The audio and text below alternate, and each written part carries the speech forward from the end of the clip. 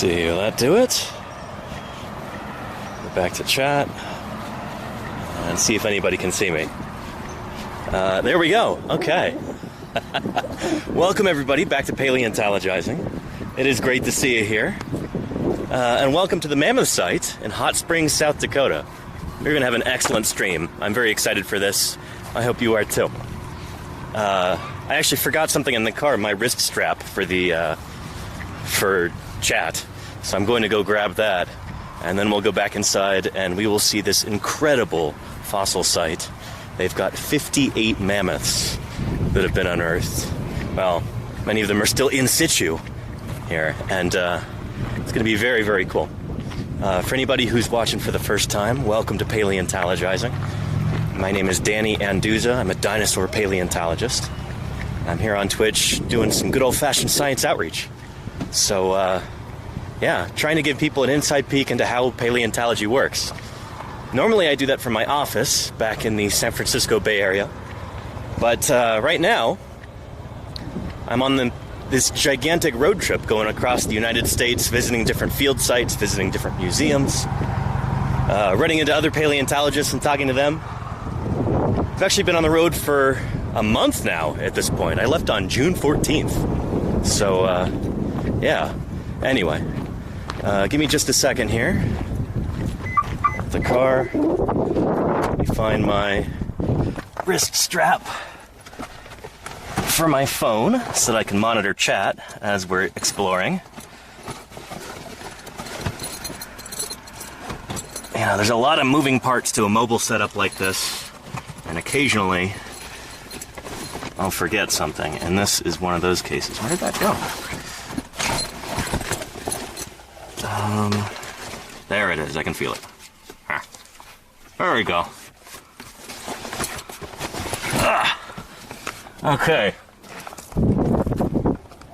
Let's get properly situated here. Let me see if I can set you down on this rock for a second as I get this rigged up properly. There we go. There's a tripod there. There we go. And then I can say hello to everybody. Come on, phone. There we are. This in my pocket. This goes along here. Yeah. And Darkling, you visited the Mammoth Site as a 6th grade field trip. That sounds like an awesome field trip. Holy cow.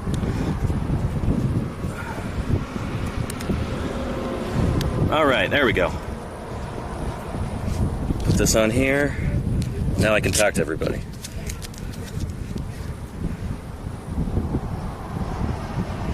There we go. Excellent. All right, let's hit it. Resume scroll. There we go. And the asphalt stream was awesome. Thank you, Neolithic Fool. I really appreciate you saying so. I didn't really have time to check out the VOD for that. It was such a long drive afterward. Make sure the car's locked. Good. Yeah, it was such a long drive after that. I had about 6 or 7 hours of driving. Yeah, I was not able to monitor chat during that, so it was a less interactive stream than I would have liked, but I had a ton of fun. I hope you did too. And like that, we're going to see, like that magnificent Cenozoic mammal site, we're going to see another magnificent Cenozoic mammal site today. But this one is much more recent. So Ashfall fossil beds is about 12 million years old. This site is only about 26,000 years old. So that's very recent in the grand scheme of things. Practically last Thursday, geologically speaking. And it was only a few thousand years after that the first people arrived in North America via the Bering Land Bridge. So yeah. But this site is going to be pre-human contact. Yeah, I'm really excited to show it to you. Are there tar pits? No, these are not tar pits, Ms. Yvette. We'll explore what exactly happened here. Why there were 50 plus mammoths that all died in the same spot. But it doesn't seem that it happened at the same time. We'll be talking about that. And the primary mammoth we're going to be seeing today is the Columbian mammoth, also known as the imperial mammoth. We'll be talking a lot about those critters, what makes them so special.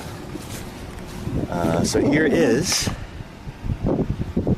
the actual building that was built over the site. So all this stuff is in situ. We're going to see a whole bunch of mammoth remains that were discovered right here. They built the building on top of the site. Kind of like yesterday at Asheville. It's going to be very, very cool. Alright, so I had to walk out already to grab their wrist strap. Let me go back in. Hopefully the same guy recognizes me and just lets me in. Otherwise I can grab the receipt. Alright, here we go.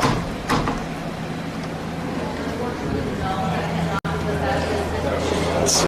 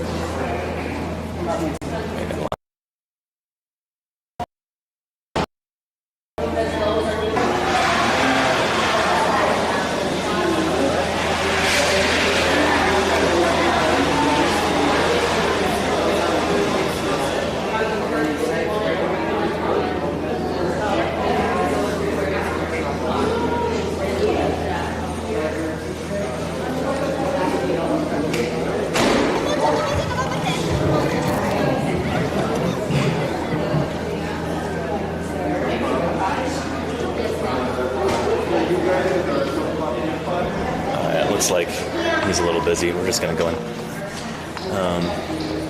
Yeah, got the receipt and everything if they want to see it. I'm going to show you this right here. This is a big fleshed out Columbian mammoth. Very, very cool. Yeah. And hang on a second. Looks like we might have some lag or something.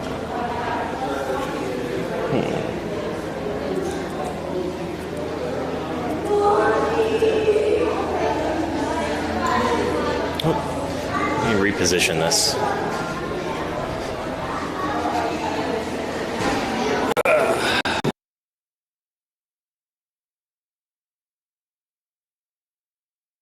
It's like today, everybody. We'll have to see. But hang on a minute.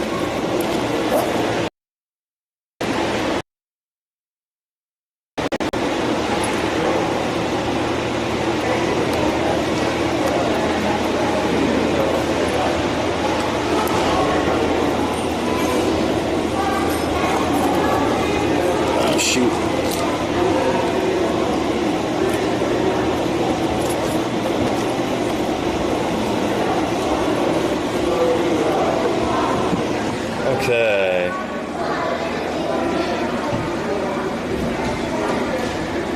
Anyway, yeah, hopefully that's working now. Let's see here.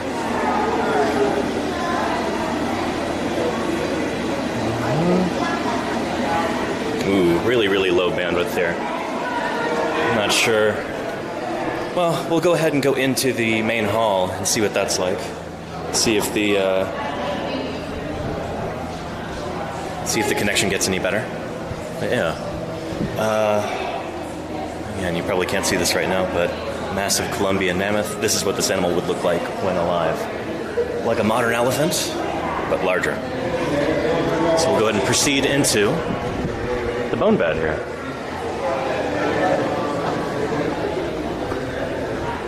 Oh, very cool. Excellent. All right. Check this out.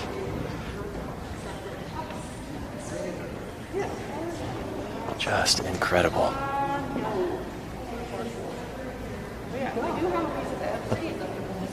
Look at that. Look at that.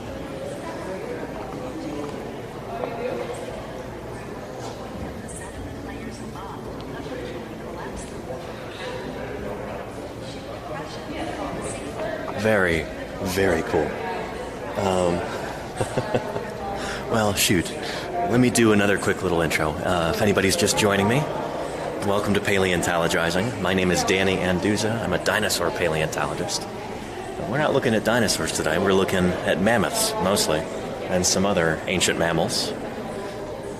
Ancient being a relative term, I suppose. These are pretty recent from the Pleistocene, only about 26,000 years ago, which is very recent indeed in the grand scheme of Earth history. I'm on a big road trip right now, going across the United States, visiting different museums and field sites and stuff like that, and streaming whenever I can. I'm trying to bring the wonders of the American West and its fossil riches to you at home. And also to encourage you to visit these places if you ever get a chance to. So I'm in Hot Springs, South Dakota right now at the Mammoth Site.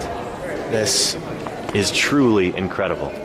So this building was actually built over the fossil remains of more than 50 Columbian mammoths. I think they have 58 mammoths in total.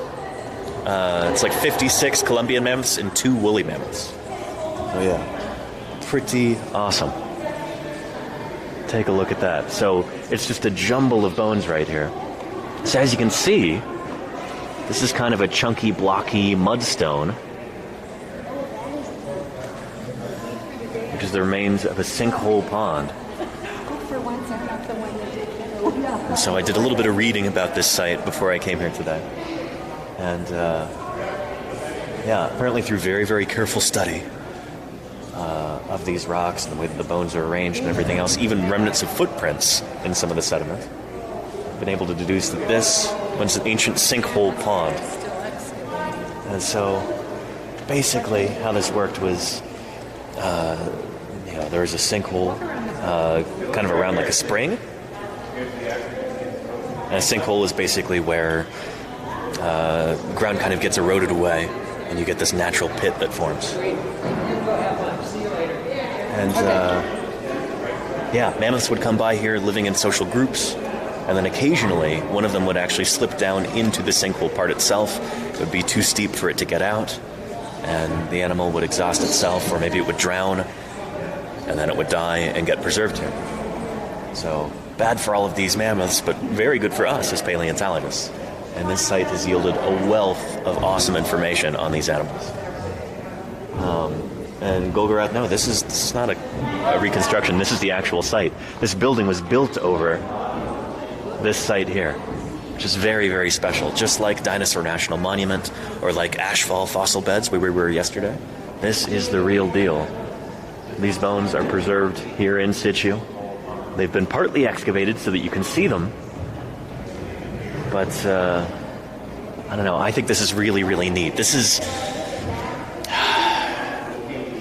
It's almost kind of more special than being in a museum, seeing mounted skeletons or seeing, shelves full of preserved, prepared specimens. Instead, we've got everything here in situ.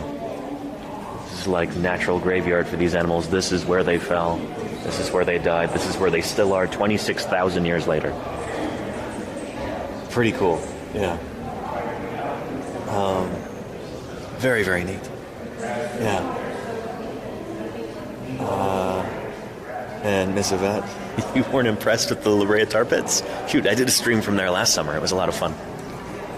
But yeah, very, very cool.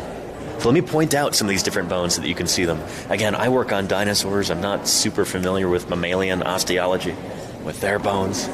But I can pick out a few of them for you. The tusks are obviously, they're the most obvious. They're the easiest to pick out. But there are some mandibles, and you can see those big, flat, kind of crushing molars there.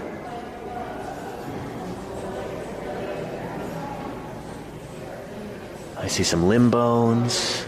I see some hip bones down there. Those are the ilia of another mammoth there. Very, very cool. This is awesome. This is very, very cool. Yeah. And Triceratops 7.9 says, when they build over this, does it damage or limit other finds? I mean, if you do it in a careful way, then no. And the thing is also, if this were exposed to the open air, all this stuff would be getting eroded all the time. You'd also have temperature fluctuations that would destroy the bones, and apparently these ones here are particularly fragile. They're not super well permineralized. Like, the surface is usually pretty clean, but the interior of the bones, yeah, it's pretty crumbly. And so they needed to build this structure over it in order to preserve these. They could have just dug all of these out of the ground, but, you know, you'd lose a lot of good information that way. And it wouldn't tell as cool a story, I think.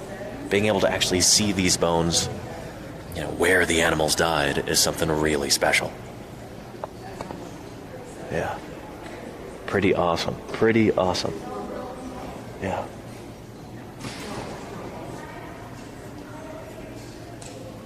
So the steep bedding of the deep end of the sinkhole pond, there are more mammoth bones as one digs downwards.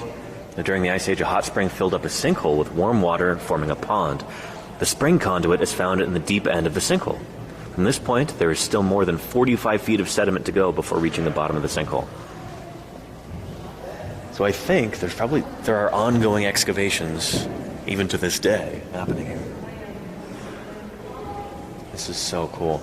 And you can see the different layers of the strata there, as they've cut away that shear wall. So given that there's like a concavity here, there's a sinkhole, you got to be really careful about stratigraphy. Normally, we can rely on what we call the law of superposition when we're dealing with fossils like this. So generally, the youngest stuff is on top, the oldest stuff is toward the bottom. You know, the deeper you go, the older you get. In a case like this, that's not necessarily true, because it was a sinkhole. This was like a bowl-shaped depression that these animals were falling into. And so, yeah. So dating different parts of this must have been a real challenge. It took some really, really careful work. Oh, here we've got some cutouts. There's a Columbian mammoth right there. Take a look at that. Amazing. That is exquisite. And then a woolly mammoth. Smaller individual here. Oh, very cool. Let's take a look.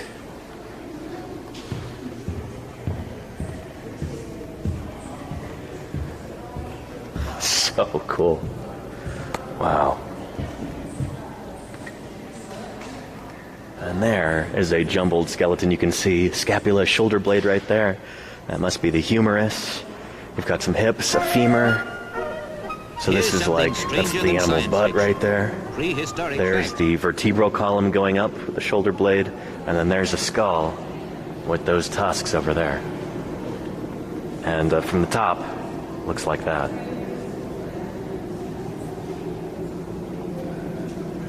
Amazing. Amazing. Yeah. Very, very cool. Well, I want to pose a question to everybody watching this right now. There's an interesting phenomenon here, and I want to see if somebody can come up with some explanations for it. We've got, I guess, 56 or 58 different mammoths at this site. I think it's 58. 58 mammoths, no females, and no juveniles. They are only males. And they seem to be mostly young males. Why is that? Really strange. Feel free to post your guesses in chat. Yeah. Astonishing. Simply astonishing. Pretty One of the awesome. most singular specimens I've encountered in all my distinguished career. But enough about that. Just What extraordinary. did you want to show me, Lisa? So this is the interesting thing. Like, a lot of these guys are kind of stacked upon one another. You get to a certain point and they just kind of become a jumble of different bones from different skeletons all kind of mixing in. Makes things even more complicated. And also excavating this stuff becomes a challenge too, because you've got certain things that are under, certain skeletons that are under other skeletons. How do you dig those out while still kind of preserving Enough about my work. What did you want to show me, Lisa? a nice facade for people to be able to see? You can't undermine things, or it would fall apart. So you've got to kind of, I don't know, dig in steps like that. Very, very cool. Yeah. Yeah. Mammoth frat party. It's an interesting idea, Sazla Shakes and Javasaurus, yeah. And Elephant Man 324. I like your idea there. I can give you another hint as to why these are all male mammoths. This didn't all happen at once. So here you'll see. Do you see those like plugs that are taken out of there? There's a line of holes running up that rock face there, and then up there too. So I don't know for certain, but it looks to me like those are like sample plugs that were taken out, so the rocks could be dated at each of those horizons. Because this did not all happen at once. However, there's approximately 10 years, on average, between each of these different skeletons. So every one that you see here, like a mammoth fell in, died, was buried, and it was another 10 years before another one fell in and did the same thing. Interesting stuff. This is what the study of taphonomy is. These are the cool clues that it can give us about fossil sites like this. You're being very careful to study things in the highest degree of detail that you can. You can start to unravel mysteries like this. It's like detective work, you know? Cool stuff. Yeah.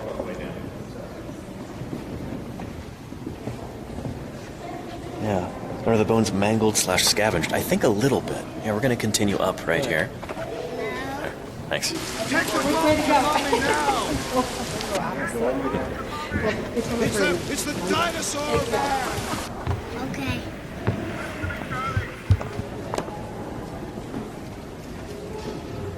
There is a skeleton of a Columbian mammoth. This should hopefully kind of give you a better search image when you're looking at all of those bones jumbled up in there.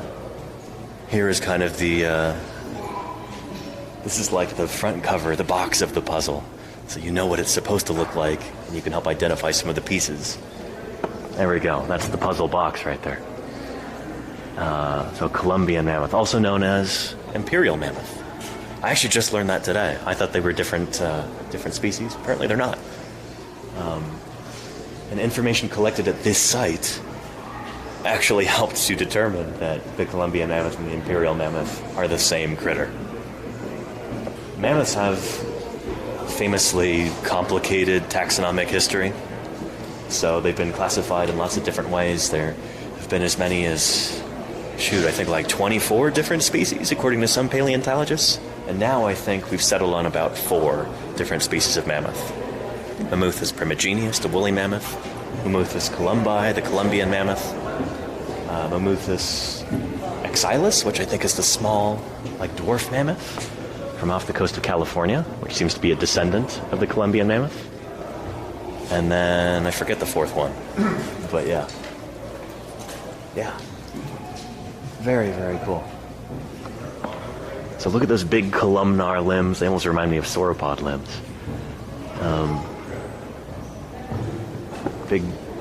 Big barrel-shaped rib cage with those long neural spines coming off the top of the vertebrae there. And then take a look at that skull.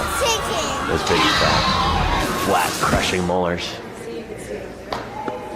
Very, very cool. Very cool. Yeah. Yeah. Neat stuff. So, I don't know, for anybody watching at home, hopefully you know this already, but in case you don't, let me just point out some homology here. So the bones that a mammoth has in its skeleton are the same bones that you have in your skeleton, just modified. So they've got the same thigh bone, femur, tibia and fibula, got the metatarsals and tarsals and phalanges, shoulder blade, humerus, radius ulna. Those are all the same bones that you have. You go back far enough in time, and you can get to a common ancestor between mammoths and humans. It's a long, long time ago, like probably during the age of dinosaurs. So yeah, since that time, these different lineages have continued to evolve and develop new traits and become more and more distantly related, I guess. And, yeah. back during the age of dinosaurs, you could find the common ancestry between these guys and us. Would have looked something kind of like a shrew.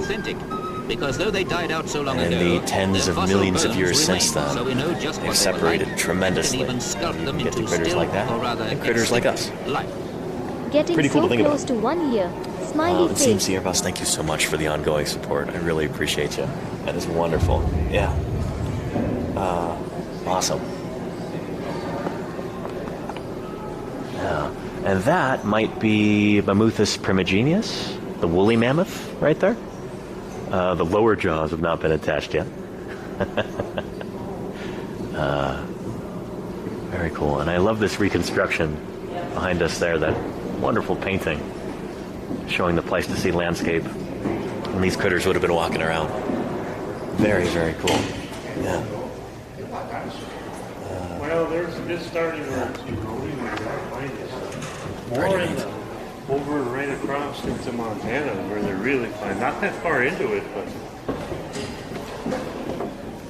All right, so we're going up these stairs here. I think these are a nice touch. I like those. Very cool.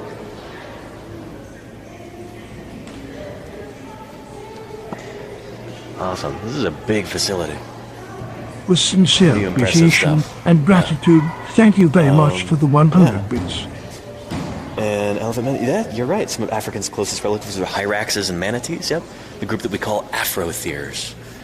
So, like you said, that's manatees and dugongs. And then outside of that, you would have like hyraxes and sengis, also known as elephant shrews, and golden moles. Those are all part of Afrotheria. So yeah, pretty interesting to think that an elephant is more closely related to, you know, a little elephant shrew or a golden mole than it is to something like a rhinoceros. Yeah. How do you move a mammoth with a crane? A single mammoth skull with a jacket can weigh over 800 pounds. The crane system was installed in the early 2000s to help with the removal of a large mammoth bones from the bone bed.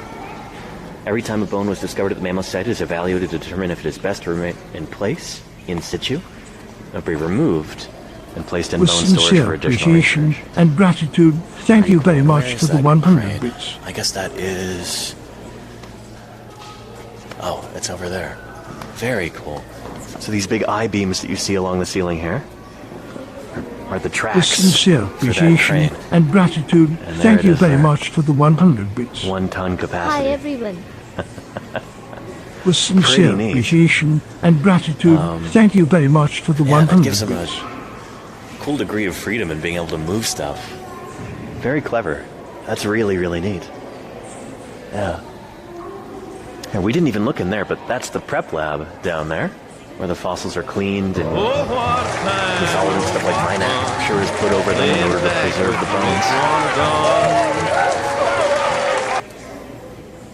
Very, very Dinosaurs cool. Yeah. lived a long time ago. And holy cow, have you got terrible a hype train going now? lizards, Thank don't you, you know? everybody. Lenina. Thanks for informing me. That's wonderful. Thank you, everybody, for your support. Really appreciate that. That is awesome. Yeah, take a look at that. So I guess this is the deep end of the sinkhole over here. And then over time it would get filled in with sediment, and then another mammoth would fall in about once a decade. Yeah. Very cool. Very, very cool.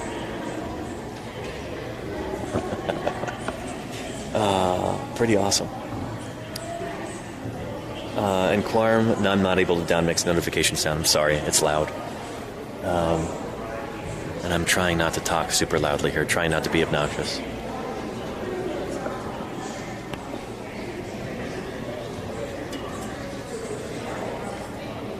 Yeah, super cool.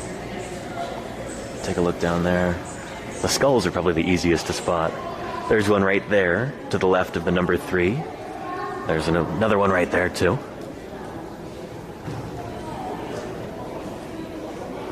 And you can see those are not the eye sockets in front. That kind of big opening like that. Almost looks like a squashed number 8 or something. That is the nares. It's the opening for the nostrils, and the trunk extends off of that. And there's an upside down skull right there. You can see the teeth sticking straight up, and you've got those big zygomatic arches around the side. Really cool. Yeah. And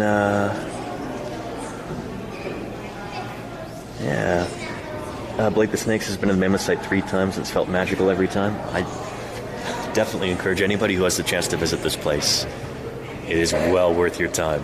Do not hesitate to come here. It is magical. It's pretty awesome. Yeah. What's the difference between a Columbian and woolly mammoth? Oh, I can answer this for you a little bit before we even read the sign. I was just reading about this morning, actually, in preparation for coming here. Apparently, the Columbian mammoth is kind of a descendant of the woolly mammoth, even though they lived at the same time. So woolly mammoths were first, and apparently some woolly mammoths actually hybridized with another very closely related species of mammoth, and the result is the Columbian mammoth. So I think they're going to talk about that here. Yeah. The robust Columbian mammoth evolved in North America from a previous Asian immigrant earlier in the Ice Age.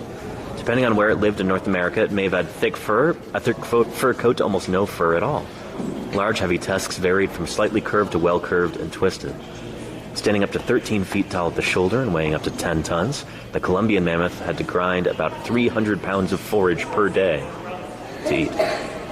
The woolly mammoth evolved in northern cold environments of Europe and Asia and had a dense, long fur coat. Tusks were long, highly curved, but not all that significant in diameter. So Columbian mammoths have got thicker tusks by comparison. This mammoth dispersed in North America late in the Ice Age. It stood 9 to 11 feet high and weighed about 4 to 6 tons. So Columbian mammoths are taller, on average, and they've got thicker tusks. Although the shape of the tusks can apparently vary pretty widely, like individual variation, just like in modern elephants. Pretty cool, yeah. They were probably... Really neat. I love that they've just cleaved that nice and clean right there by the number 5, that green arrow going down, so that they can look at all of these beds that are laid down in succession. Pretty cool. Okay. It's starting to get kind of crowded and people are sneezing and stuff. I'm going to put a mask on.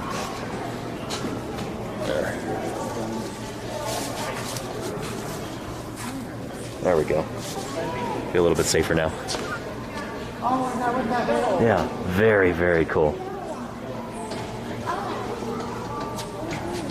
Pretty neat. So again, all this stuff is fairly recent by the standards of even of Cenozoic paleontology. All this stuff was laid down about, well, the sinkhole itself is about 26,000 years old, which is practically yesterday, geologically speaking. It's still before the arrival of humans in North America, we think. But, oh, this is super cool. Take a look at that. And more excavation going on over here.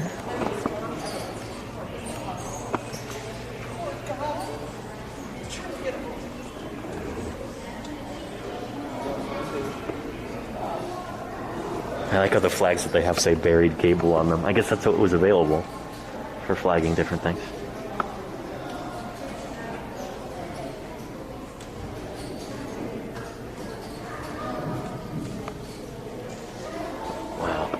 Very, very cool. And you see that oftentimes in paleontology, we don't have the budget to have really specialized equipment. Those are coffee cans down there. Plastic buckets to hold bits of matrix, like the rock that we're removing. Yeah. Very cool.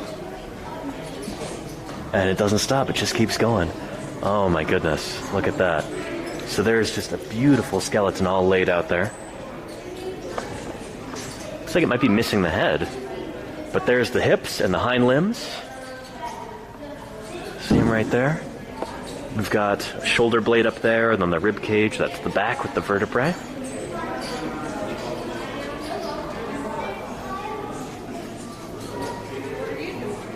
This is a mammoth fall. The position of these bones suggests that this mammoth died slumped forward against the outer wall. When the wall collapsed inward, it carried remains backward and separated the bones as shown in the diagram. A large boulder was found resting atop the skull, lending strong evidence to support this hypothesis. Shoot. Hey there, how's it going? What are you doing? I'm doing some science outreach right now, doing a live stream. Nice. Yeah. Very cool. So, oh shoot, that might be his skull back there then. Really interesting.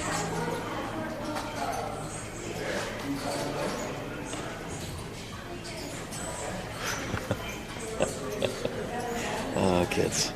Oh, yeah. Anyway, awesome stuff.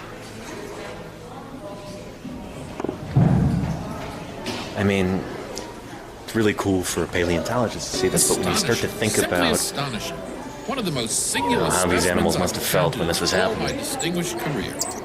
But enough about my These young male What did you mammoths want to show falling me, into sir? here. You can imagine them struggling, trying to get out. You can imagine them trumpeting, trying to call for help. Pretty grim. So in a way, this is... I don't know. It helps you feel better, like it does for me. You could think of this site as a monument to these animals so that we can remember them.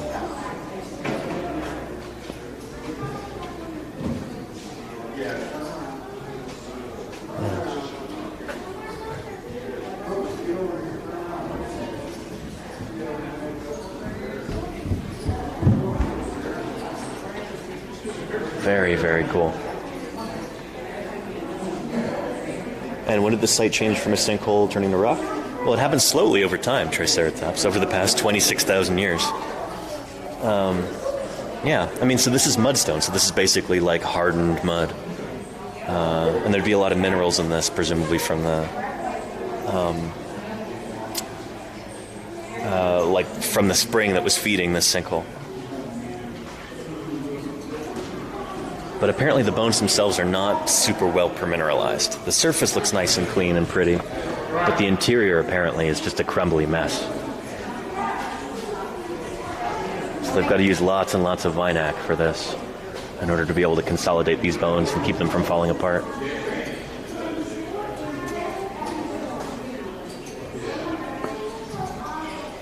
Pretty cool. Pretty cool. Yeah.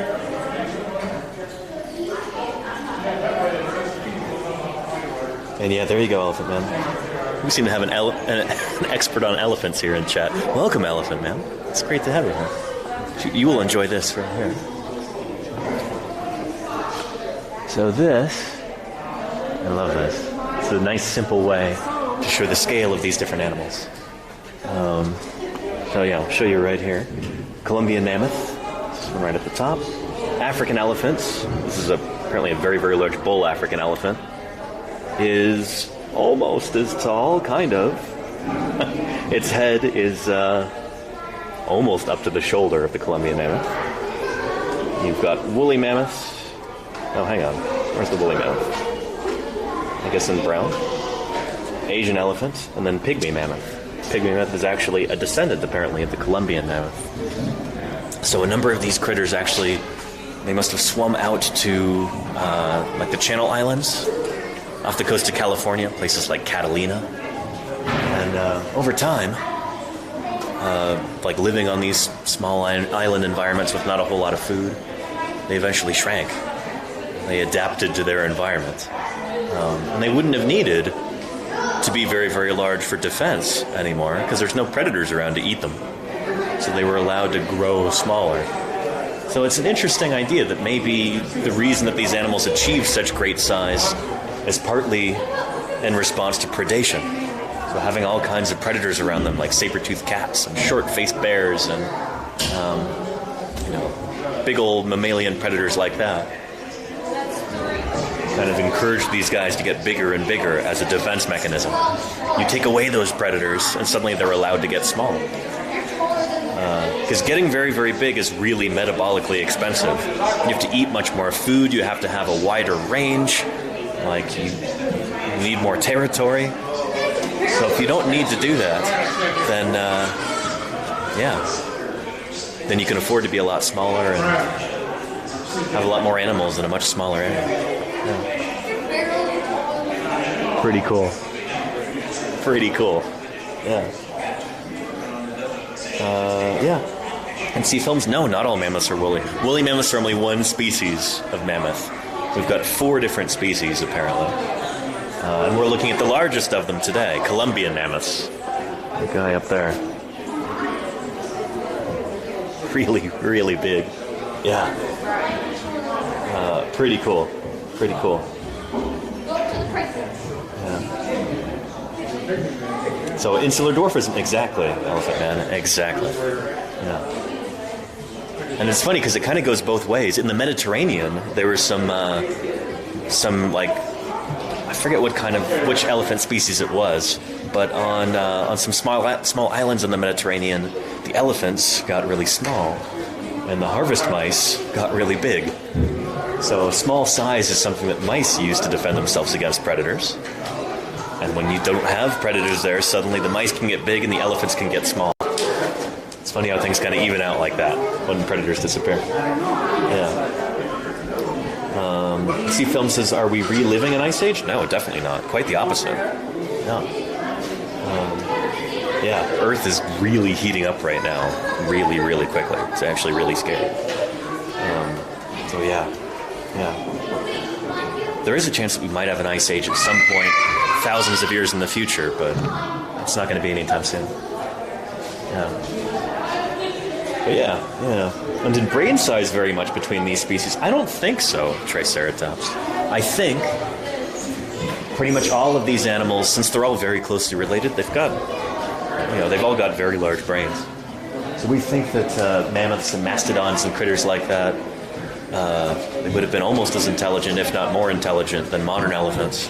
Had very rich and varied social lives like modern elephants. Georgia, we came from South Carolina. I noticed for sure. Yeah, very cool. All right, check this out. All right. Let's see here. All right, let's go ahead and continue on. I'm going to put my mask on because we're getting kind of a crowded area. People are coughing and stuff.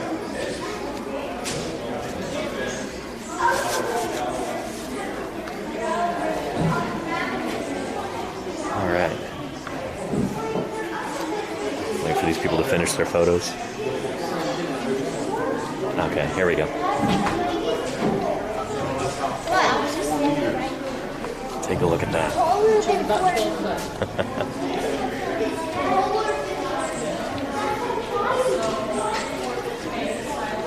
All right. So also in Pleistocene, South Dakota, we had lots of other critters around here too. Some of them might seem pretty familiar, like coyotes, Canis latrans. So these critters are Ice Age holdovers. They existed here during the Ice Age, and they are still here. And then you've got extinct llamas, which is a member of the camel family, like these guys.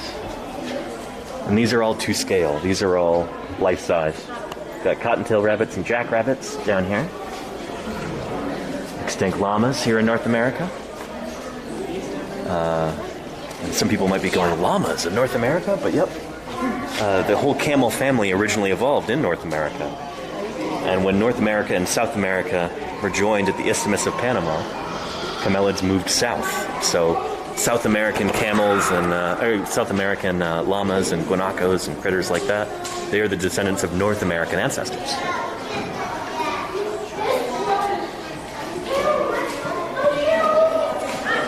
And this is pretty cool. We've seen some of these critters so far on this trip. This is an extinct North American camel, Camelops. I'm not sure if that name is still good. It may have been renamed since then. But big old North American camel. And then these guys, Some of you who've been to the American West might recognize this. This is a pronghorn, also known as a pronghorn antelope. They get a little bit bigger than this. But yeah, these are remnant Ice Age creatures. Or rather, I don't know, they're creatures that existed during the Ice Age that didn't go extinct. Probably by virtue of their smaller size. And we've got wolves.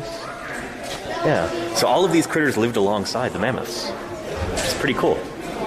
So if you were to travel back in time to the Pleistocene of North America, and at night when you set up your tent, you might hear mammoths trumpeting, you might hear coyotes howling. Pretty cool to think about. Yeah. Some of those sounds are still heard today. And then we'll look at some bears. There we go. Look how happy the polar bear looks. This is really, really special. We're going to take a look at the short-faced bear right here. So apparently this site was the first place in South Dakota where anybody found a short-faced bear. So these were the largest bears in North America. They're now extinct.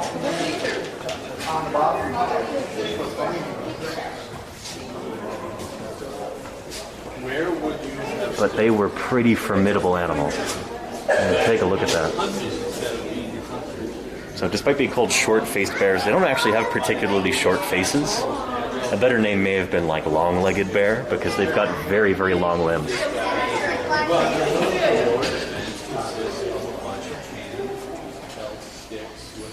Pretty cool. I thought they were probably pretty fast runners. Some people think that they may have been like pursuit predators, hyper carnivores, chasing down and eating things like horses and bison and stuff. But I think the jury's still kind of out on that. Other lines of evidence show that they mostly ate plants, possibly. I don't know. I don't work on these guys, so I don't have a strong opinion on that. Nor do I deserve one.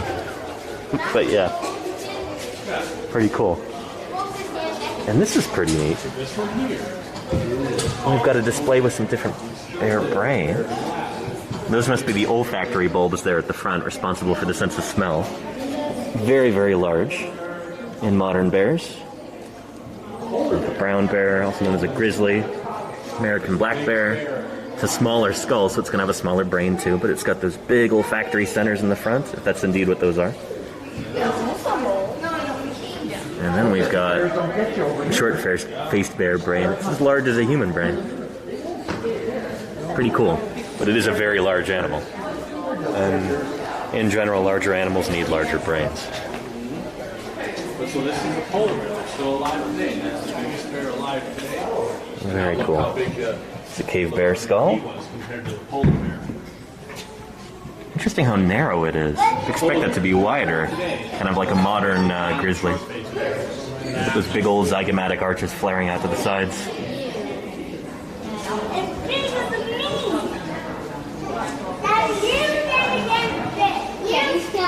There's a... Oh, so this must be a larger and older individual. Different subspecies, I suppose. Kodiak brown bear. And a grizzly. I'm guessing, let's see, that's from Kodiak Island, Alaska. This one's also from Alaska. Interesting, huh? Huh. I didn't realize that they overlapped in range. And you've got a polar bear skull. Significantly larger than either of those.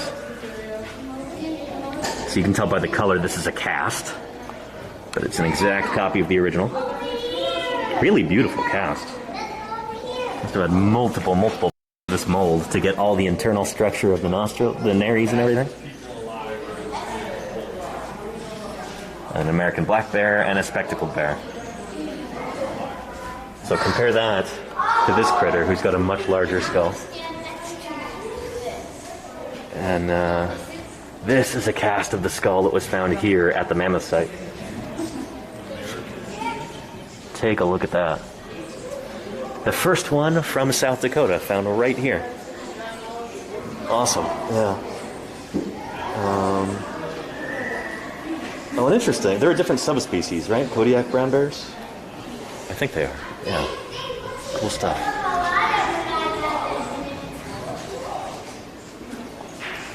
So there is a cast of this animal's skull. Take a look at that.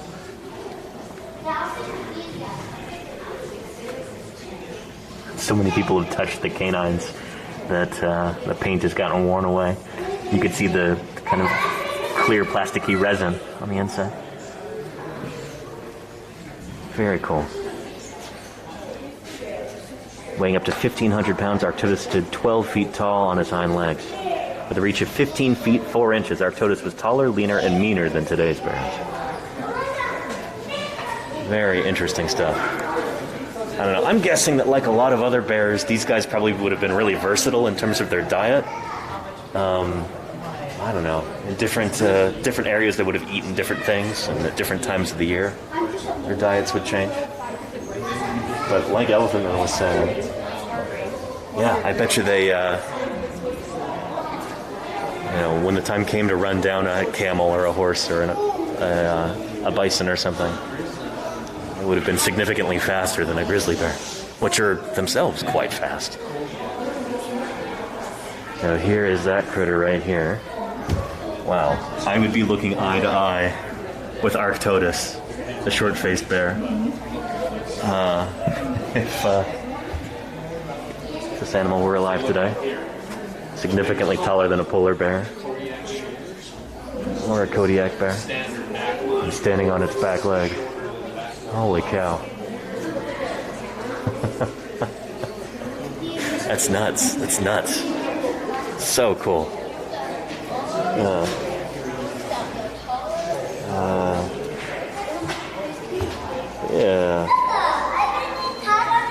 And oh, cool, Jack's Facts. I didn't realize that. I always thought brown bear was basically like a more generic term for Ursus arctos. Yeah. Shallow end of the sinkhole. Very cool. So this, like you were saying, the deep end of the sinkhole is way down there by the crane. This is the shallow end here. So interesting. Okay, that's a really nice visual representation there. The fresh water and lush grass was enticing for mammoths at the water's edge. Well, the mammoths did not know. What the mammoths did not know is there was a sharp drop-off. This drop-off was surrounded by very slippery spearfish shale. So that's the reddish stuff in here, I guess. The slipperiness of the shale combined with their flat feet made it impossible for mammoths to get back out. We find a lot of mammoth bones on this side of the sinkhole because the mammoths were trying to get back out on the shallow end. There we go. Wow. So it makes me wonder if eventually they're going to dig away this part and then just get rid of those causeways up there. I wonder what future plans are for this kind of thing. I guess they'll cross that bridge when they get to it. But, yeah. Very cool. Yeah.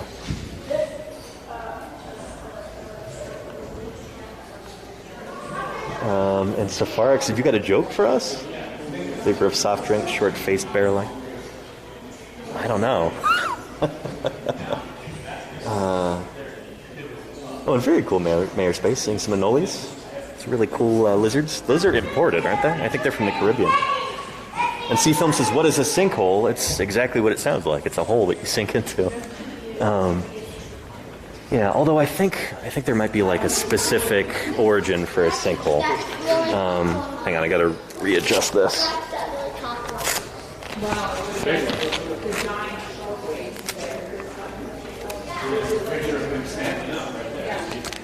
Well, there we go. That's better. Yeah. So a sinkhole, that's something that can often occur in areas where you've got lots of limestone. So like in Florida, there's tons and tons of sinkholes because a lot of the terrain there is limestone. And so basically what happens is the limestone reacts with water and gets dissolved by it, and you just get big openings in the ground that open up. And this is one of those. Except it also had water in it too. And so as the mammoths were walking in, they couldn't see that there's a big steep drop-off there formed by the sinkhole, and they would just plunge down into it. Yeah. Does that make sense? In Kentucky, too. Yeah, Golden. Kentucky, Wisconsin. There's a lot of different places where there's sinkholes that form. Anytime you have what we call, karst limestone topography, you can get sinkholes forming. And that might be what had happened here. That's a shale and not a limestone, but there may have been some limestone underneath that got dissolved or something. I'm not too clear on why the sinkhole formed in the first place. Yeah. And yeah, I saw photos of that giant sinkhole in China. That was really cool, like something out of a science fiction film or something. Yeah. But yeah.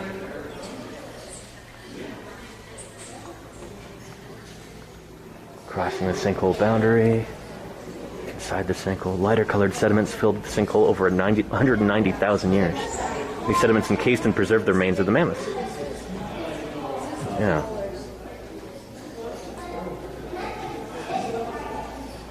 So is that right, or is that a typo? Should be 19,000 years? I thought the mammoth bones themselves were about 26,000 years old. Here's a North American black bear. Black bears are not always black colored. In fact, they kind of rarely are. They can vary from stuff even lighter than this, almost a silvery color, to like jet black. And they live in lots and lots of different environments. Very, very adaptable animals. Very cool. Yeah. And Golganek, yeah, I saw footage of that sinkhole opening up under the Corvette Museum. It happens, yeah. Geology, gotta understand your geology, you know? Very cool. All right, let's take a look at this early Mammoth Site. This is when it was still exposed to the open air there. So I think it was discovered back in the 70s. There's like a local landowner, and he brought in a bulldozer to clear away some land at the top of this hill. And the bulldozer operator noticed there were some big bones there. And he said, hang on, this looks important. Thankfully, they stopped working. And they brought in some paleontologists. And, yeah. Excavation began, and it became very clear that this was a really scientifically important site. There we go.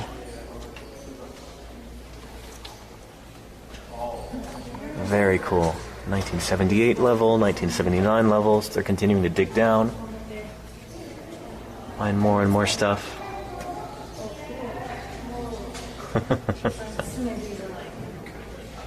Really cool.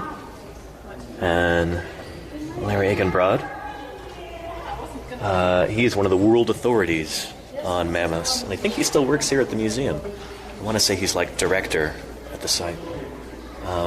But yeah, he's published some really important work on these animals' taxonomy, trying to figure out which mammoths are most closely related to which other ones, and he's really helped kind of clear up which was once what used to be a really, really muddy picture of these animals and how they're related to one another.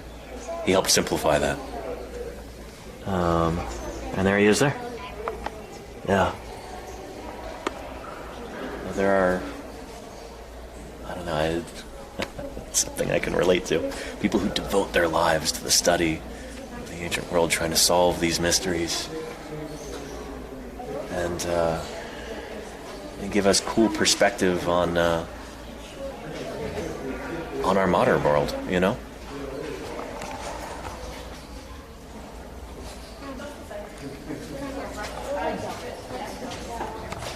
There's some more photos from before the building was built.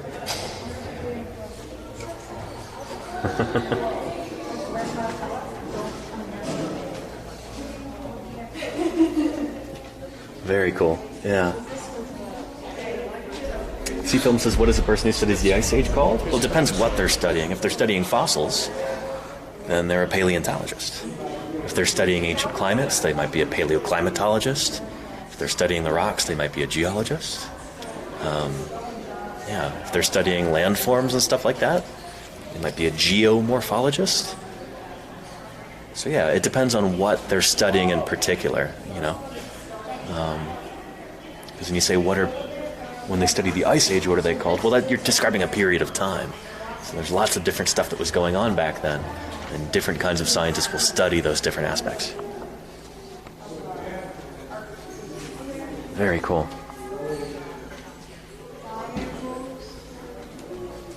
Yeah, really neat. Yeah. And when we're talking about terminology, different kinds of scientists studying different things, it's, there's a lot of overlap, there's a lot of gray areas and wishy-washiness. So, I don't know, if I wanted to be super, super specific about what I do, I might call myself a dinosaur paleobiologist. Because I'm more on the biological side rather than the geological side of paleontology. But yeah, there are people who mostly do phylogenetics. They mostly study how these animals are related to one another. There are people who mostly study taphonomy, which is basically the study of how these sites came to be, all the processes that are acting on these fossils, on these animals after they're buried, everything from death and decay into burial by sediment and scavenging and all the other stuff that can happen to a creature's remains after it dies. There are people who study the interrelationship between these different animals, study paleoecology, and there are people who do like chemistry studies, chemical studies on the composition of bones and how that stuff was preserved. Yeah, I like to say that there's as many different ways to be a paleontologist as there are different paleontologists, you know? Paleontology is one of the broadest sciences that there is because it's the study of ancient life. And that history goes back over 1 billion years. The first life fossils that we have are well over 1 billion years old.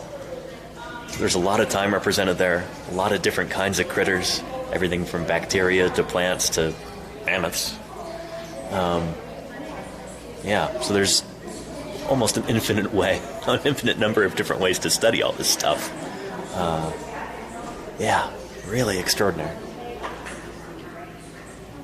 And Elephant Man says, what would somebody be called if they're studying genetics from those prehistoric mammals? The small amounts of blood from frozen mammoths? They might be a geneticist? I don't know. That's the thing, is that like terminology gets squishy. And there are scientists who do a number of different methods. I'm thinking of, Jack McIntosh would be a good example. One of the world authorities on sauropod dinosaurs. He kind of does that almost like on the side. I think by trade he's actually a physicist, but he's also really interested in sauropod dinosaurs. So, I don't know if he'd call himself a paleontologist. I certainly would, but I don't know if he identifies that way. It's like I said, there is as many different ways of being a paleontologist and describing a scientist who does paleontology as there are people who do it, Pretty cool. Yeah. Very cool, C-Phil. So that's neat. Yeah, data analysis and data visualization. Cool stuff. Those are really important parts of science communication and public education. Oh, very cool. So here we have somebody doing some active work.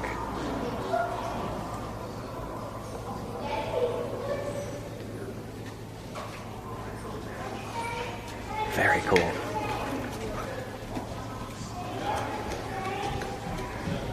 So let me just point out some of the remains that we have here. There.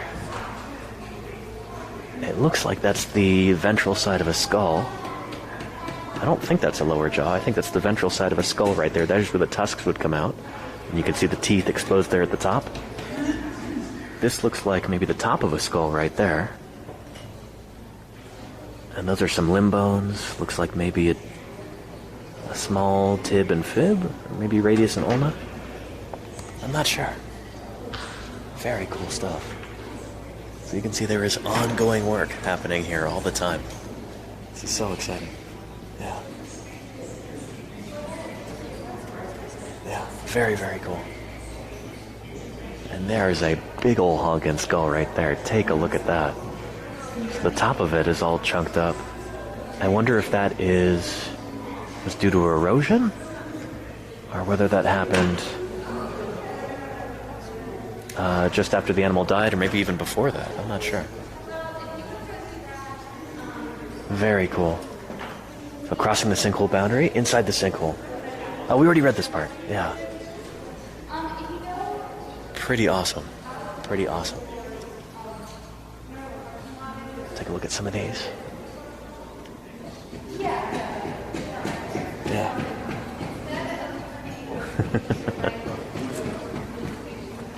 There we've got another denary right there. Looks like the lower jaws. Sorry, not denary, mandible in mammals are strange among vertebrate animals in that they've only got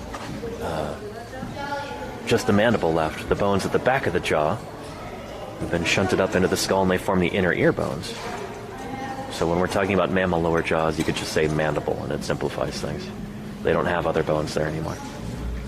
Got a big old limb bone right here. Looks like probably a humerus.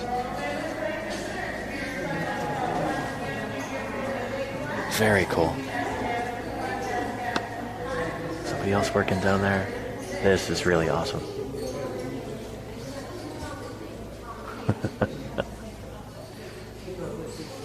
Interesting, there's a sieve right there. I wonder what that's about. I wonder if there's some microverts that were found here. Maybe some remains of ancient salamanders or frogs or something like that from the sinkhole, maybe even fishes.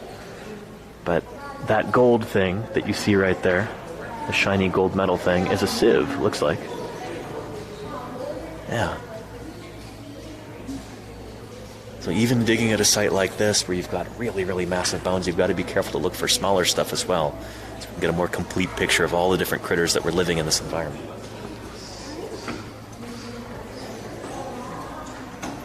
Very cool. Look at that big old tusk.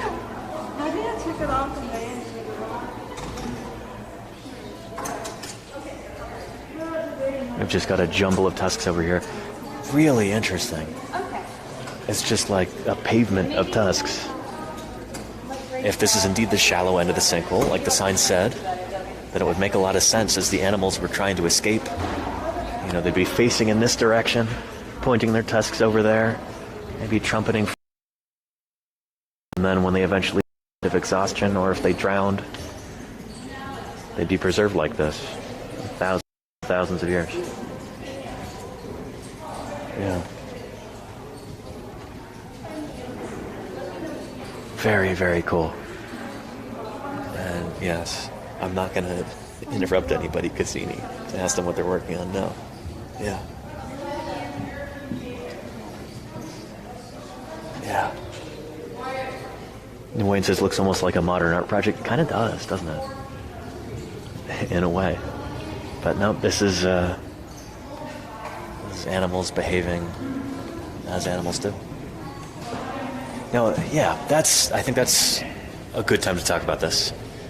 So I posed kind of a riddle toward the beginning of this stream. From what I've read, we've got 58 different mammoths here. 56 of them are Columbian mammoths. And from what I've been told, they are all male. All mostly young males. Not a single female, not a single baby or juvenile. They are all males, mostly young. Why would that be? It's not like they all died at the same time. This wasn't like a giant, mammoth bachelor party that went awry. There's apparently about 10 years of separation between each of these different skeletons. And the most convincing explanation that I've heard for this is that, just like in modern elephants, where they're living in social groups and you have females who are the matriarchs and they're kind of leading the herds, there'll be a matriarch mammoth or elephant like we have today. And she'll have a whole bunch of relatives with her, daughters and nieces and other females that are related to her. And then they'll raise their calves, they'll have babies, they'll raise them. And then if they're female, they stay with the herd, and if they're male, they leave after a while. And so you've got these like kind of roving bands of male mammoths kind of stumbling around, getting into trouble. Sometimes they're solitary too, just, trying to find their way in the world. It seems like those are the ones who are falling into this sinkhole and getting trapped. Maybe there's a herd moving through, and the males are just kind of acting recklessly, like modern male elephants tend to do. And one of them would end up falling into the sinkhole, and then after that, maybe for about 10 years, everybody else would just avoid it. like the old saying, an elephant never forgets. Elephants do have very large brains and they have very good memory. And so the idea that this happened about once every 10 years makes a lot of sense given that perspective. Yeah. Like for about a decade after this, everybody would hear about this sinkhole and avoid it. And then eventually memory would fade, or another male mammoth would happen to stumble in, and yeah. Does that make sense? Yeah. And there you go, Chuck, get us some fish. Oh, yeah. And there you go, undisclosed space frog. That's another idea. The males do tend to be more transient than the females, I think, given that they're not really moving with the herd most of the time. Or if it is a herd, it's a herd of young males. And they're boisterous and aggressive, and they get into trouble, they get into fights. Might also be more curious and just less cautious. Hello, I'm Sam Neill from Jurassic Park. Yeah. Let's protect our fossils. I don't know. Because if they're removed, it's tempting to forever. Come up with just so stories for a site like this, but that phenomenon, this all being male mammoths, most of them young, that's an interesting phenomenon in need of an explanation, you know. And we can use the behavior of modern elephants as a clue, because these critters are pretty closely related to them. They're both members of the same family. Yeah. In fact, I've read that woolly mammoths, Mammuthus primigenius, they are actually more closely related to Asian elephants than Asian elephants are to African elephants. I'm not sure if that's... I guess that's also true for Colombian mammoths. These guys are more closely related to Indian elephants than Indian elephants are to Asian elephants. Or, excuse me, they're more closely related to Asian elephants than Asian elephants are to African elephants. There we go. So I'm stumbling over my words there. But yeah, very cool. Yeah. And Trek Nerd says maybe high lake levels happen every 10 years. That could also be part of it. Yeah. I don't know the answer to that, whether that's true or not. But I bet you the people who've been working this site for decades, they probably have a pretty good handle on that. There's been apparently some very, very precise work that's been done on these strata. Does that kill your back and your legs? Does that kill your back and your legs to sit there all day and do it? Yeah, I've been doing it for 10 years. It seems incredibly painstaking. You're sitting in that one position for so long. Oh, I admit I have to be careful when I get up. I'm not, mortal or How long have you been digging at this exact location? right here. All right, we'll see if we can talk to him in a minute. Yeah. Yeah. And you, Sibs, in your summer job in road construction, very cool sea films. Are you looking for stuff, like, is it just like looking at the composition of the rock and soil, or are you like looking for stuff inside, fossils and things?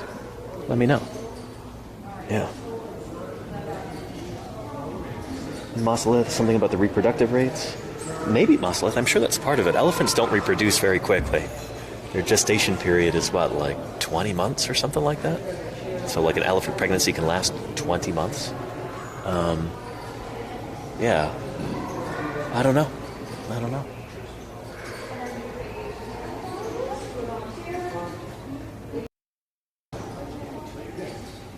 Wood frame in the building's pretty amazing too. It is brown moto, isn't it? Yeah.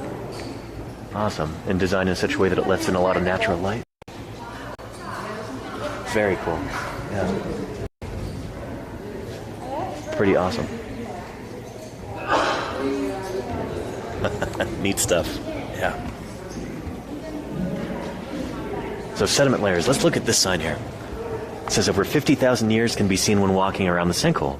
Layer upon layer of sand, silt, and clay filled the sinkhole pond, entombing the mammoth skeletons a half-inch per year.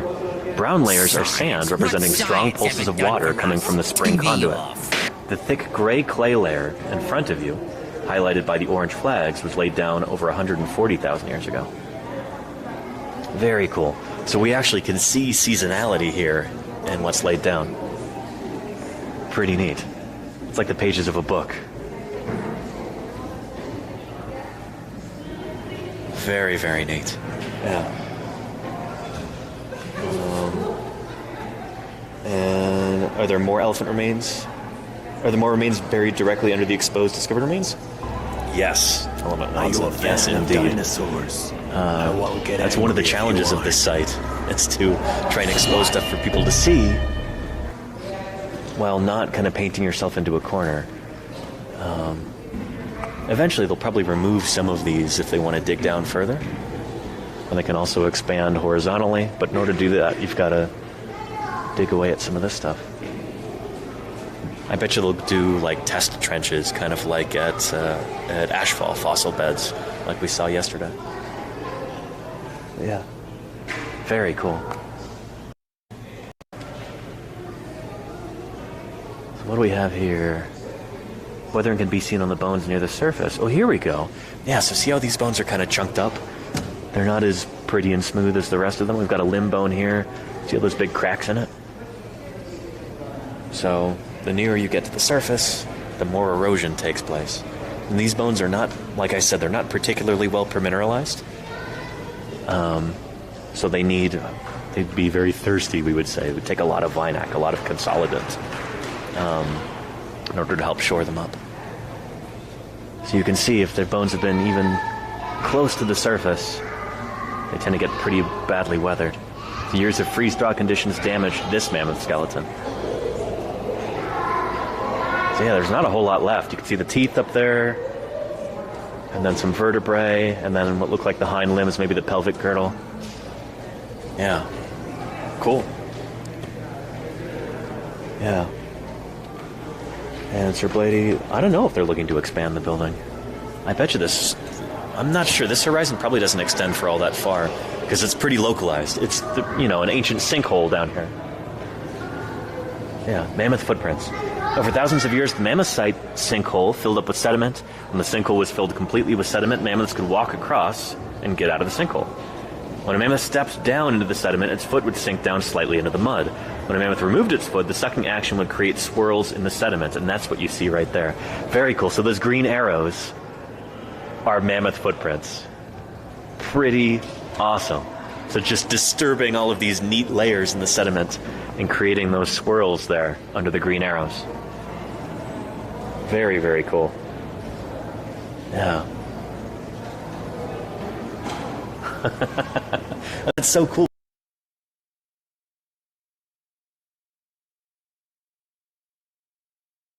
Top down to the bottom up. You're just kind of seeing the underside or the top. Here, it's from the side. That's really cool. Wow. I've never seen fossil footprints like that before. That's nuts. Very, very neat. Yeah. Elephants walking there too. Yeah, they're digitigrade. Just like dinosaurs and birds. Yeah. There are not many plantigrade mammals, I guess. Mammals that walk on like their whole foot. Mammoth molars. Very cool. Take a look at that. And we've got a hyoid. Oh, that is so neat. So this is one of the most delicate bones in a mammal's body, apart from the inner ear bones, is the hyoid. So those are bones in the throat. So you've got those same bones in here. They're very, very delicate. Hey there. Still running around visiting, I see. And there it is right there. That is exquisite. So that is a testament to how carefully this site was excavated, that even the hyoid apparatus was preserved. Recognized and not dug through. That's super, super cool. Very neat. So that must be a 3D print of the hyoid right there. Pretty awesome. Pretty awesome. Yeah. And yeah, Crazy Nut DK. I have been on the road for a month now at this point. 30 days. I set out on June 14th, and today's July 14th. And I've got about a week left of museum streams and stuff, and then I'm getting out into the field. And, oh, good news. Starlink finally got back to me. And hopefully, fingers crossed, everything's going to work out with that. So I'll be able to stream some field work. If the device works like they told me it would. But, yeah, finally got back.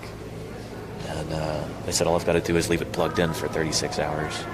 And it should be able to talk to the satellites, and we'll be able to stream some fieldwork. Yeah.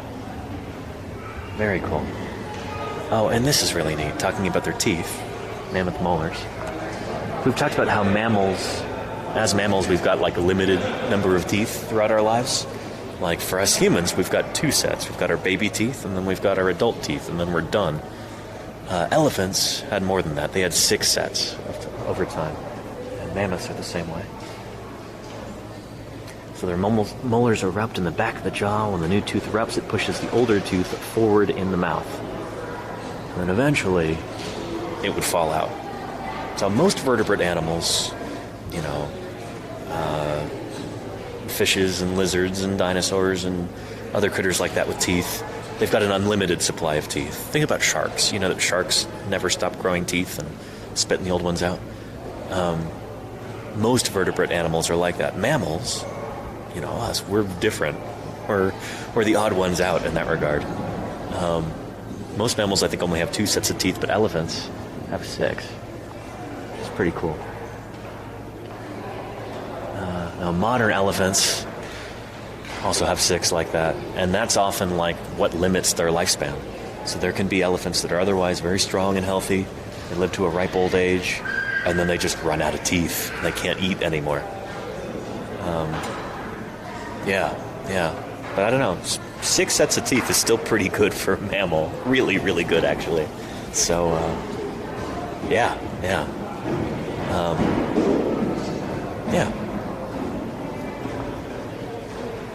Do you know what mammoths sounded like, says Santa Claus? Well, presumably like modern elephants. And here's a way to think about it. We can think about it like phylogenetic bracketing. So let's think about a mammoth's closest living relatives. So mammoths and Asian elephants would be very closely related. They're more closely related to each other than either of them is to an African elephant. And so we can kind of bracket mammoths. We look at their closest living relatives, Asian elephants and African elephants. I think they both probably sound relatively similar, like pretty close to one another. So presumably mammoths would have sounded much the same. They made loud trumpeting noises with their trunks. They probably used infrasound like modern mammoths, like modern elephants. So elephants are capable of producing these sounds that are so low frequency that we as humans can't hear them with our ears. We are just ill-equipped for doing that. We didn't come here to But they can hear it, and they mostly do it, I think, through their feet. They can pick up those vibrations through the ground. So it's like long-distance, low-frequency communication. There's no reason to think that mammoths didn't do the same thing, because I think both African elephants and Asian elephants do that today. And they bracket mammoths phylogenetically. So yeah. Anyway, we'll see if we can go talk to that gentleman over there who's digging. He's got a crowd around him currently. We'll ask if he minds being on camera. It'd be really cool to talk to him.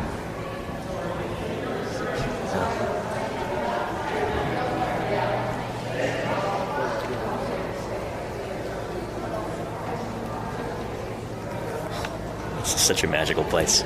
It's really wonderful. So I wonder if they're going to end up getting rid of this, if this is the beginnings of getting rid of that platform, so that they can actually dig into this section here. Because that's the same those are the same concrete slabs that are up there. But the railings are gone.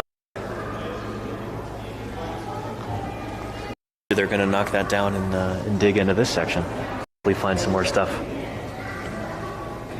Very cool. Very, very cool. Yeah.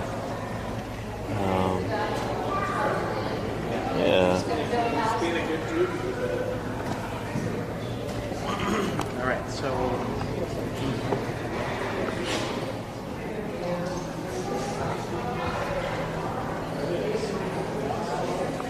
wow.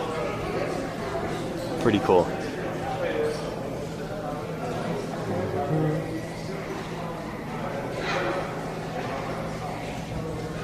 Very awesome. So again, I just want to emphasize here how recent all of this is, compared to just about every other fossil we've seen on this trip, or we'll continue to see. These are from about 26,000 years ago, from what I understand. That is practically last Thursday, geologically speaking. Very, very recent. So, by comparison, the last of the non-bird dinosaurs died out 66 million years ago. These are just 26,000 years ago.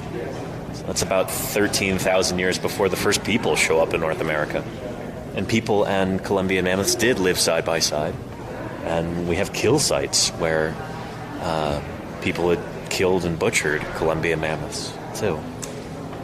In fact, that's probably part of the reason why these animals went extinct just a few thousand years ago. Roughly 10,000 years ago? 10 or 11,000 years ago? Because of human hunting. That probably combined with some climate change just put too much stress on these populations. These are animals that reproduce pretty slowly, and they died out. So that's important to think about when you're thinking about modern elephants.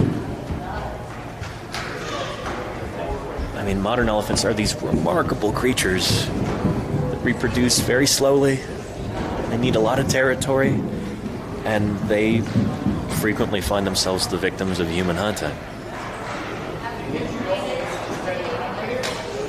Looks like we've possibly driven other species of elephant into extinction in the past.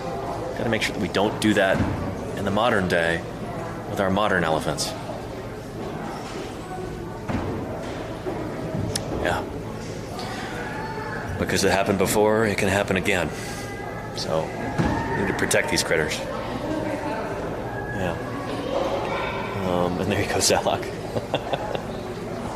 I wonder if there are any fossil deposits with human bones where the mammoths won, says Trek Nerd.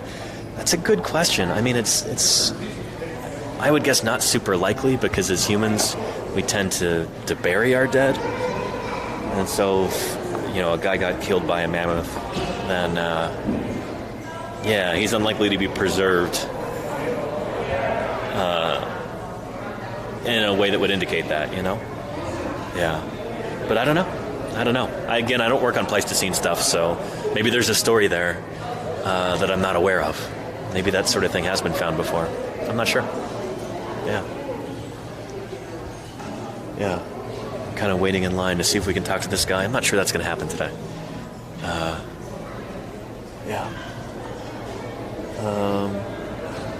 Keystone species. Exactly, Elephant Man. Yeah.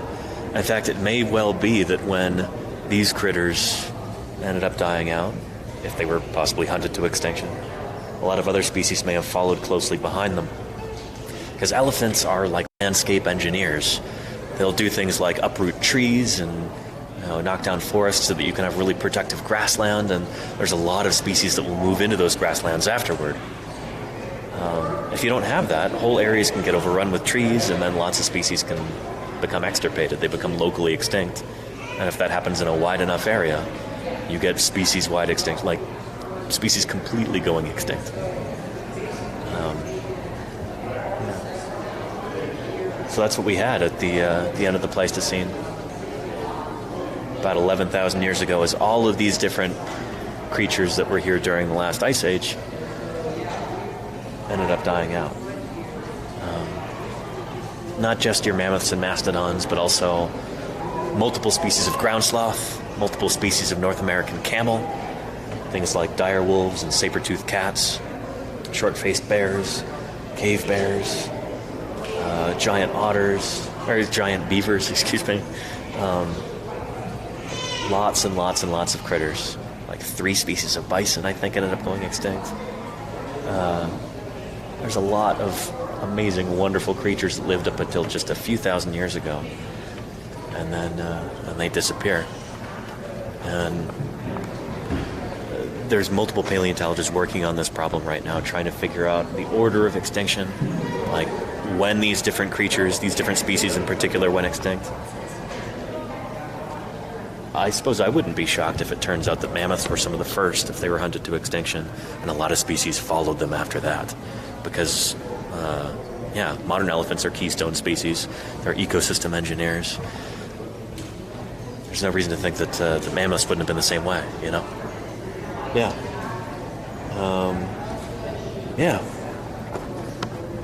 But the paleontologist field isn't narrow to what we understand. On the contrary, we stretch our understanding to try and take in the universe. Looks like he's still busy. But yeah. He gave one kid a rock from the dig. That's why he has a crowd. Oh, Kodali. Yeah. Looks like he's doing some good outreach back there. Yeah. Again, this is so cool that we've got a site where you can actually see the fossil bones here in the rock. Where they've laid thousands upon thousands of years. I think this is really, really important for people to be able to see this. Because, I mean, seeing fossils mounted in a museum, see these skeletons standing up, that's cool. It gives you an idea of what the animal would have looked like, but it's not the same kind of visceral impact that you get when you look at the bones actually there in the ground. That's something pretty special, and it makes this place pretty special.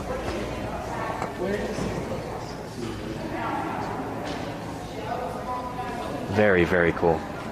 Yeah.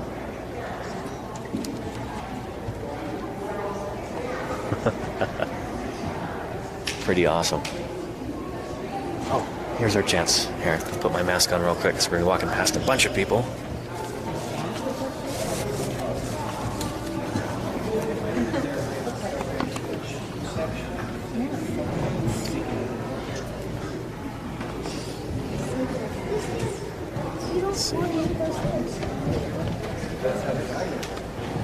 Oh, and it filled up again. Shoot.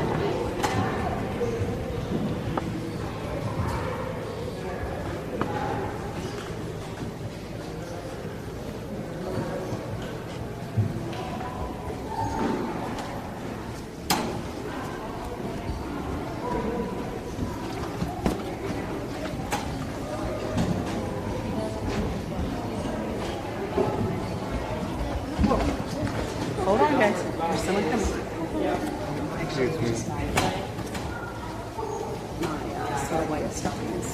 See the sweet baby. Oh, sorry.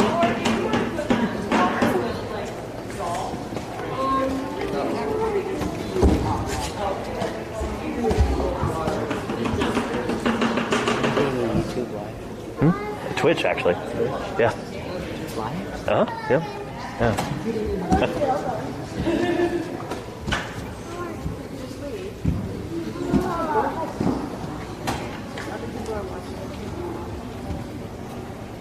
Very cool. Let's see if we can get a little bit closer over there.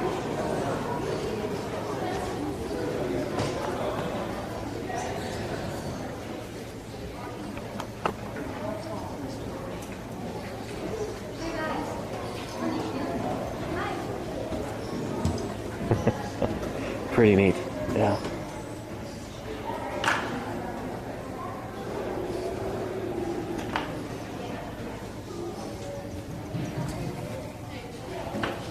See how he's removing blocks of mudstone like that?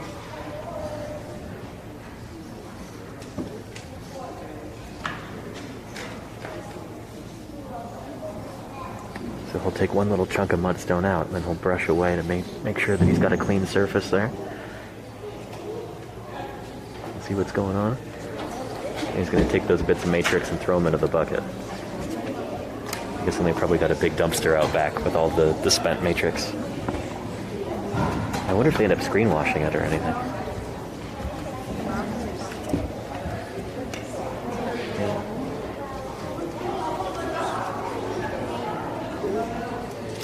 Ooh. He's using a mallet right there. I can't see, but he's probably got a chisel too.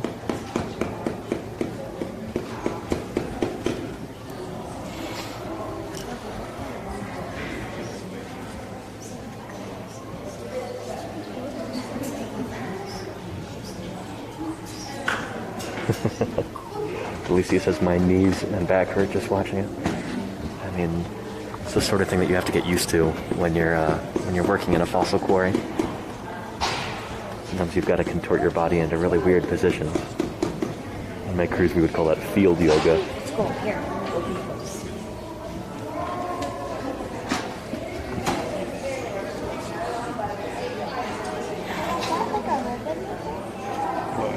Mark something.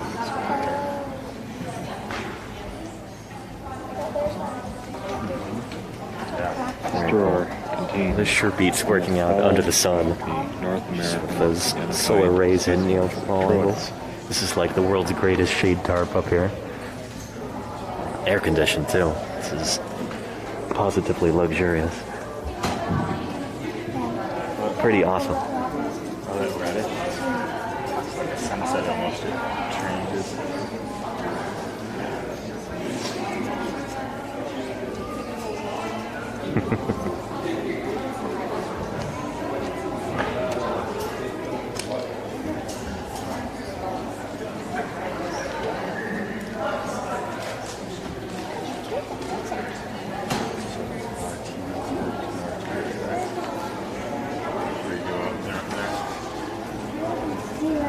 Nice.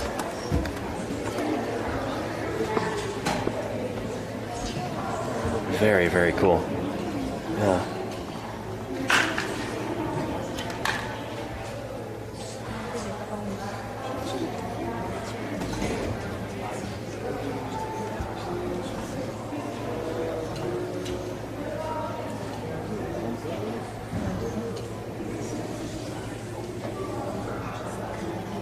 So luckily, it looks like the matrix here is pretty blocky. Could be a lot worse. And most of these bones are pretty big, so still requires very slow, painstaking work. You're not doing so badly yourself for a paleontologist.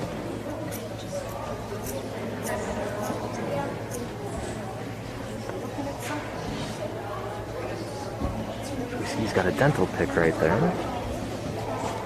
Probably means he's got a bone.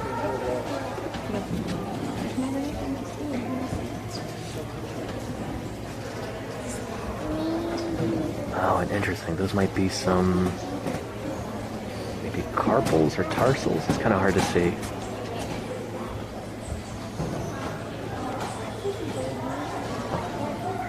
Vertebrae. Okay. Just got the briefest glimpse. Oh, here. I'll give you a card. Yeah. I think I've got some in here. Or if you just go to travel and outdoors category, you'll probably find it. But I'll still try and find you a card. Yeah. Thanks for asking. A real mean kid. With 6-inch daggers for teeth, he was the terror of his neighborhood. If you just search Paleontologizing, search Paleo, P-A-L-E-O, and you'll probably find me.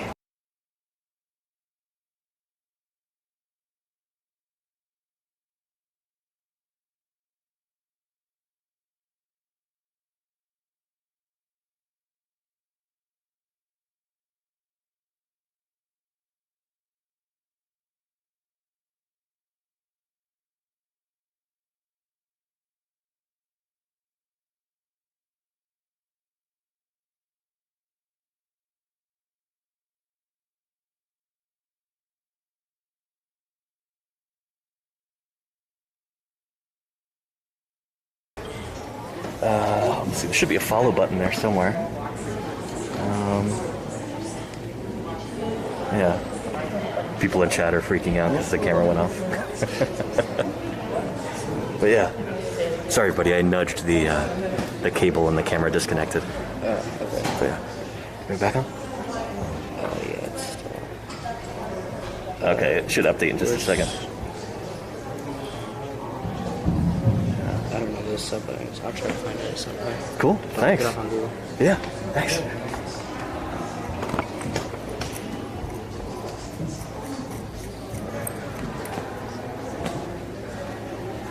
Oh, very cool.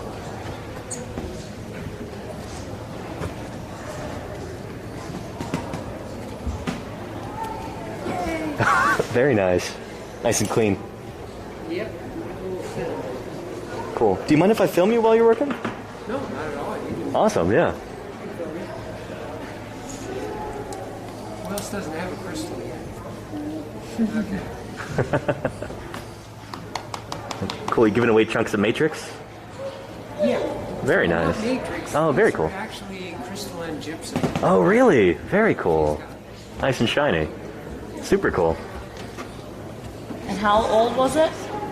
Sorry? How old was the... 160 to 180,000. Wow. That these were formed. Uh-huh. Gypsum's obviously much older than that. Mm-hmm. Let me see. Let me just break this one in two, because then you'll be able to see the crystalline structures.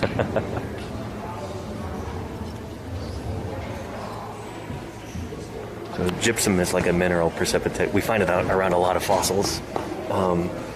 And chemically, it's the same thing that the plaster of Paris is made out of.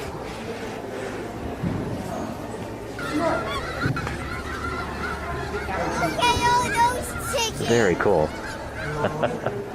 Yes. You want one? Okay. Oh. They're giving away so many today. That's okay. Really spectacular. Spared no expense. Hakepets gifted Wiggy a subscription. Hakepets gifted a tier 1 sub to Wiggy. They have given 28 gift subs in the channel.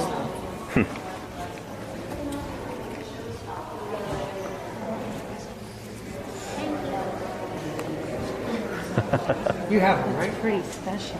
You're good. Okay. Very cool. Yeah, the really cool ones are here. Sorry, I'm not going to get these. Really nice. Wow, look at those.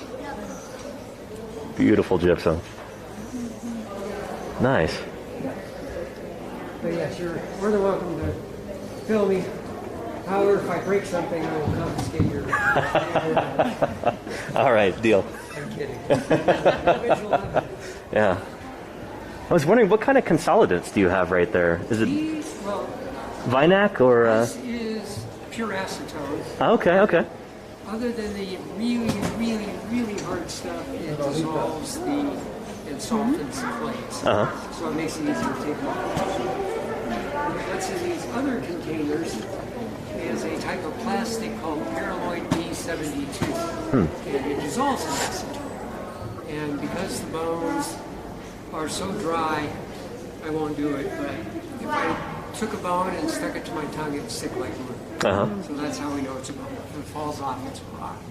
But the acetone the acetone plastic mixture will wick into the bone, and then the acetone evaporates and leaves the plastic behind makes the bone. The key is you must wait at least half an hour after you do this before you start working on it, or it'll turn to goo and it'll do more damage. So yeah, you gotta wait till the alcohol, the acetone completely evaporates. And then there's this special one which we use to help remove some of this old sediment. See the dark brown, black color? That's an old preservative. But it didn't wick into the bones, it just covered the bones, which for these kind of bones was not really a good thing. Gotcha. So they were starting to remove it. This is 50% acetone and 50% everclear. Oh. To dissolve or evaporate faster? 190 proof high grain alcohol. We literally have bottles of Everclear in the lab. Of course, we don't drink it, but yeah, it's good for removing the glyphosate. Very cool. Alcohol, interestingly enough, ethanol actually won't cut the gypsum in the clay. Oh, really? Interesting. Acetone will, but the alcohol will. Fascinating. It's really good for getting down stains. Uh-huh. Huh. And you're talking about the older stuff that was put over the surface of those bones? Was that like back in the 70s, just trying to consolidate it? Or? It was late 90s, I think. Late 90s, wow. Okay. Yeah, it's called glyptol, and it's as much fun to work with as the gypsum. We're still I don't like... I told them they can ask me to do anything, just don't ask me to do glyptol. Yeah. Sometimes once they finish the mandible up there, see the tooth, then I'm gonna take all the sediment away from it and detail it down so you can see the whole thing. Very nice. See the teeth. I've got to leave some support, of course. I don't know how I'm going to do that till I finish that. I keep telling them where are they going to finish the removal on the So, yep, that's what I'm doing. Very cool. Is that a vert that you're working on right there? Yes, one of the big ones. One of the ones that create the spine hump. Oh, very cool. With a big neural spine on the top. You got it. Yeah. It's probably about that long. Very cool. There's one down at the other end, if you know where to look. It sounds like you know what I'm talking about. Yeah. Really nice centrum. You can see the 2 attach points, the 4 attach points. Very nice. The zygapophyses and everything. Back into the wall. Yeah. Yeah, very cool. I detailed that one in 2020. I've already spent more time on this one than I did. And I've still got a long way to go. This is really awesome. Yeah, this is one of the big central neural spines. And this is where the rib would have been. Any other questions? I'd read that all of the mammoths here were male. Is that still thought to be true? Yes, based on the pelvises that they measured, they've all measured. Wow. Since there's no DNA left, that's Yeah. There's another way we can tell, but we would never do it. And that's the tusks never stop growing. And so if you cross-section the tusk and it's a female tusk and it's old enough, you'll be able to tell how many births it's had. Oh, interesting. Okay. Because the fetus takes what it needs from mom. So you can tell the change in the growth rates. And since gestation time for a mammoth is 22 months, like a modern elephant, I know everybody thinks 9 is bad, right? Yeah. And you give birth to a 600-pound cat. Yeah. So anyway, yeah, they can actually tell by the growth rates. Gotcha. How many babies it's had. Like a tree. Yep, Yeah. it is actually exactly like that. They can tell stress and other things too. If it's a female. So there's no plans to do any histological sections on any of those? Okay.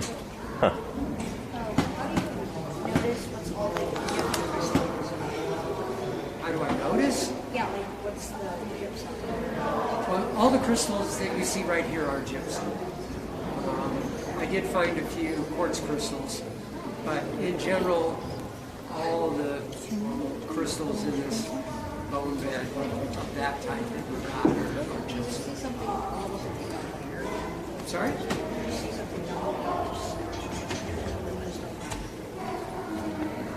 Where? Oh, that little sparkly?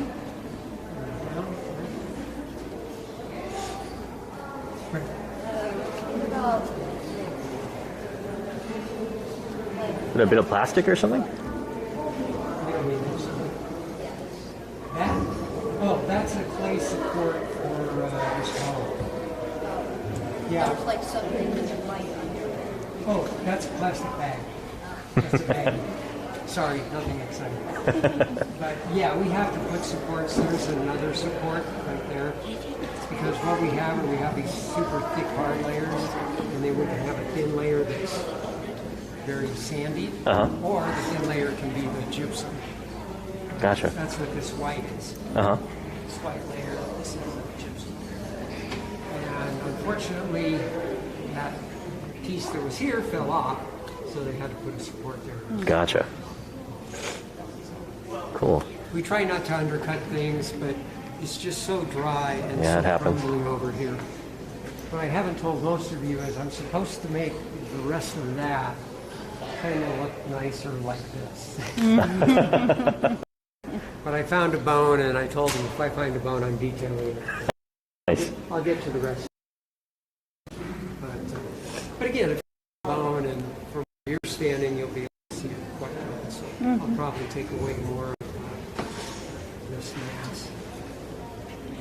And we'll see where it goes. But I'll have to get permission. I don't really need permission to do that. I'm trying to expose this surface. Because it goes in like this. I could expose this side, but I wouldn't be able to see it. Have there been that have been found at the Mammoth Site? Not micro. We have found every mammal that's on the back wall has Oh, okay. been found. Gotcha. Including the short-faced bear, but he's so special he gets his own. Yeah, I heard he's the first one from South Dakota. Is that right? Probably is true. We actually have Yeah. 2 here. Oh, really? We have an adult and we have a child. Very cool. Wow. So one of the things we want to do is we know the short-faced bear was found at flag number 12, skull. Okay.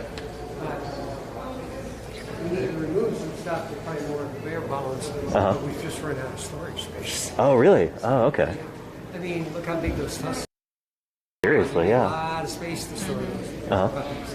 So we've been removing some of the smaller stuff to clean it up. I removed a couple bones from over this a couple weeks ago.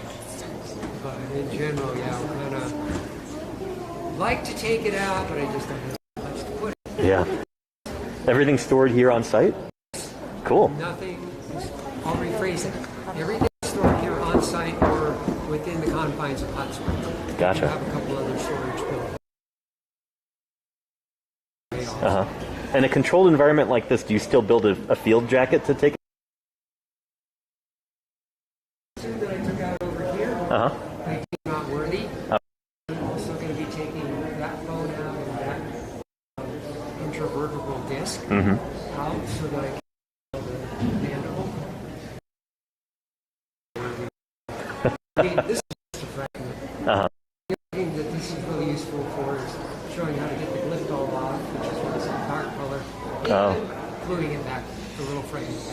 It's good practice. But otherwise, it's If you go to trainee, you might start them on that, maybe.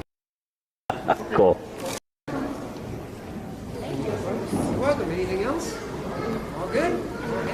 Cool. I was actually wondering there's that causeway right there that doesn't have the railings on it anymore. Are you guys planning to actually dig down right there? That is where it used to run. The walkway. Yeah. Are they going to dig down on this part right here, maybe? I don't know if they will get there in a couple lifetimes. Oh, yeah. This July 6, 2024, they'll have been digging 50 years. Wow. Wow. Just unintended scratching the surface. Yeah. So the problem we have also is because this basically was a tube, the bones go very deep, so you have to go many, many feet. Gotcha. So Yeah. the geographical information or geological information is more important than trying to... Makes sense, yeah. Where I'm standing, I am level, but to get bones over even 20 feet away, probably got to go over 20 feet. Gotcha. If you look over on the other side, you'll see that big boulder creating. That's where they had to go to find the first big bones. Gotcha. And you see how steep that is. Yeah, wow. See how steep that goes? So it'd be a lot of work to Gotcha. remove all this stuff. But at the same time, you're just not going to bulldoze and jackhammer it because you might find something. Exactly. Got to work nice and slowly with hand tools. Yeah. Would there be more bones down there, though? Yes, absolutely. There's definitely more bones. And what we think are mainly down there are bones because they got disassociated and round bones roll downhill. The tusks, the things that are odder shaped. Very cool. Anything else? No, thank you so much. Hey, you're welcome so much. Thanks. You guys got your crystals, so okay, you're good. Thanks for coming. Thank you. You're welcome. Thanks. Thank you. Any other questions? I was just kind of wondering if you wouldn't mind answering how long you've worked at this site and I guess like what your background is in paleo too. 10 summers. Nice. I have no background in paleo. I'm actually a retired rocket scientist. Very cool. Worked in the space program for Nice. working paid career. Very cool. A company called Rocketdyne, and at that time we made the 3 liquid engines for the spaceship. Very cool. So when I retired, I was the chief system engineer. Yeah. Awesome. Well, shoot, I would also say 10 years of experience is background enough. I mean, yeah, I'm a paleontologist too, so I mostly work on dinosaurs. Okay, I did do one dino dig in '85. We stayed in Fruta. Oh yeah, Colorado. And we're digging just outside the... Were you with Jim Kirkland? Yeah, or... Don DeBlue, maybe? No, he was at Cal State, LA, and his last name started with a C. Oh, I want to say it was like Carson or... Those two things I absolutely know. Thomas Carr, maybe? I don't think he was there. He was from Cal State Long Beach. Uh-huh. Yeah, he's up in Wisconsin now. He works on tyrannosaurs. Started with a C. Yeah, it's probably somebody else who's still in the kind of Utah, Colorado area, I would guess. Yeah, he was older at the time. Even, so, we're talking. Oh, okay, yeah. 85. I wonder who that might be. He'd be in his 70s right now. Yeah. Huh. I'd say he was mid-40s. Yeah. Yeah. Well, cool. Very cool. Yep. Yeah. That's the only other one. Other than that, Pretty neat. What's your favorite bone to have worked on here at the site so far? oh, the Tuskython, of course. Oh, yeah? Because it took the count from 122 to 123, which meant we have one more bed. Nice. Bigger MNI, minimum number of individuals. Super cool. Exactly. Yeah. Any bone is cool, but I would say that bone. I'd say tusks are probably my favorite thing to detail, just because they are so fragile. But you know what the shape is. So Exactly. there's not going to be any No funny- surprises. Yeah. It's like, Yeah. oh, I think I have this bone, and you go, nope. If I had that bone, that piece of bone wouldn't have broken off. So the tusks, you know exactly what the shapes are. Very cool. What do you think is the most difficult bone that you've worked on so far, just in terms of its shape?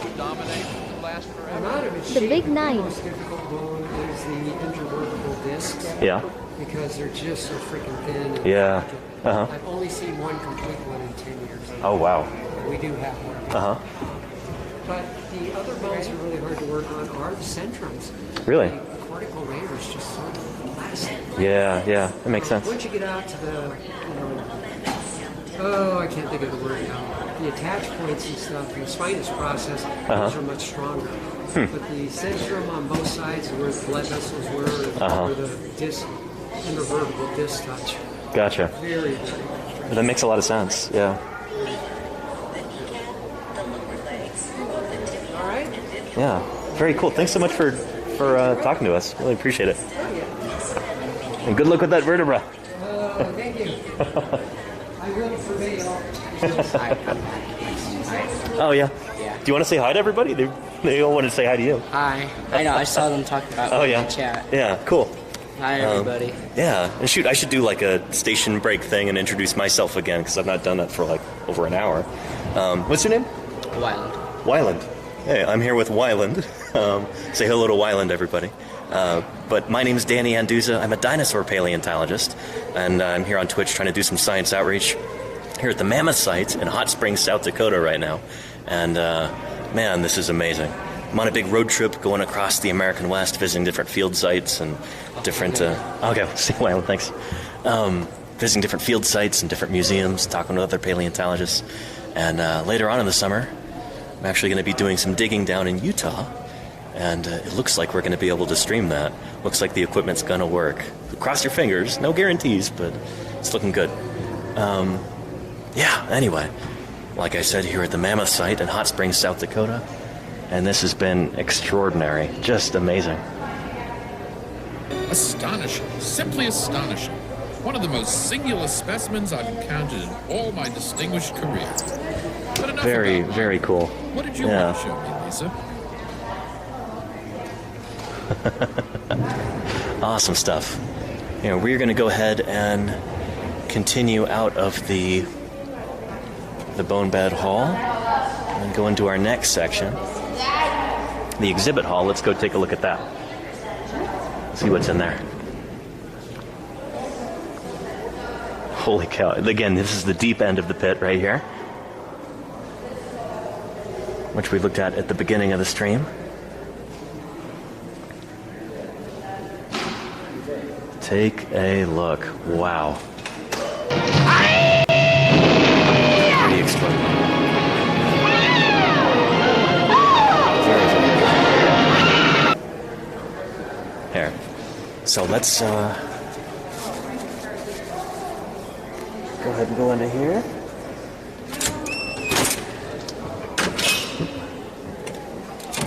Oh, here's some of those species of bison like we were talking about.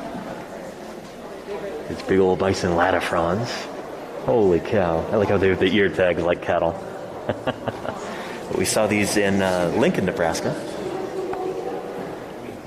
So there's our modern bison. And they are the smallest of all the bison species here in North America. And they're the only ones to survive the and Pleistocene extinction. Pretty cool. Yeah. Neat stuff. All right.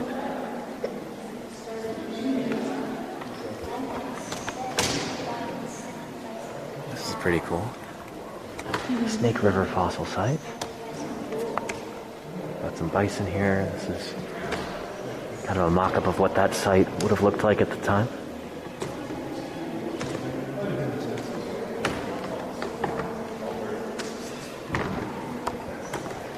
So bison used to be far more common in North America than they are today. Far more common and far more diverse. So again, we had 4 different species of bison here during the Pleistocene, and only one of them made it out alive, our modern American bison, whose genus and species name is bison. Super easy to remember. And right here, so this is going to be a little bit sad for anybody watching, so fair warning. We've got some woolly mammoth babies here. So these are replicas of the originals. This one I'm not familiar with, the Lyuba mummy.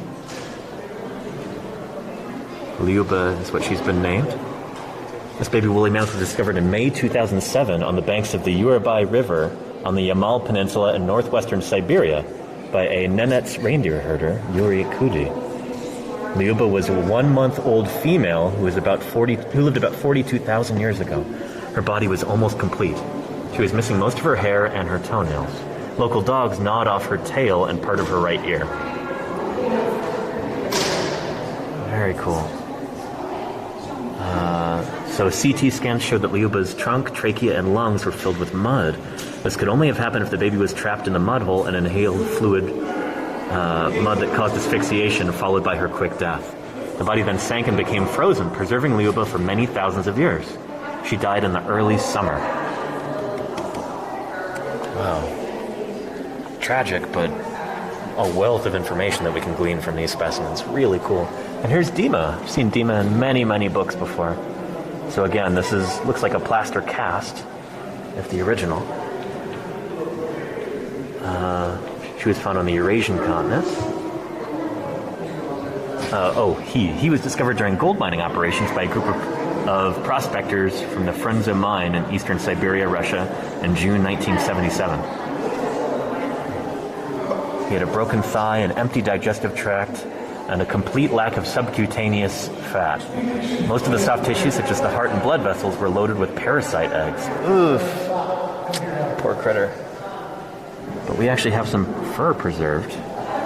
Again, put onto this reconstruction to show you where it was in the original.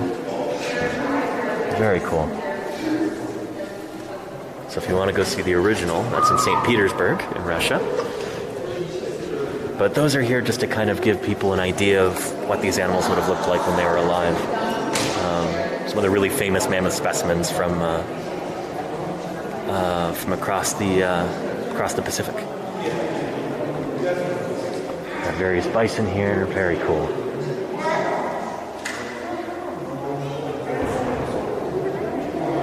Here's bison antiquus, bison priscus, the steppe bison.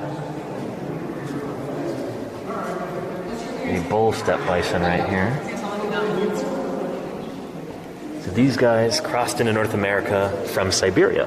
There was a big land bridge there during the Pleistocene.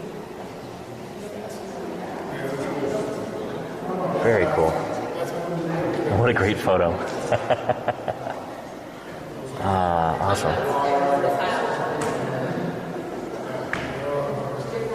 Yeah. And there's bison latifrons. Take a look at the size of the skull. The span on those horns is extraordinary. Look at that. Amazing. Wow. Very, very cool. Yeah. Steppe bison, plains bison, and ancient bison? Bison antiquus. And then you've got bison latifrons, the largest of the bison also. Yeah.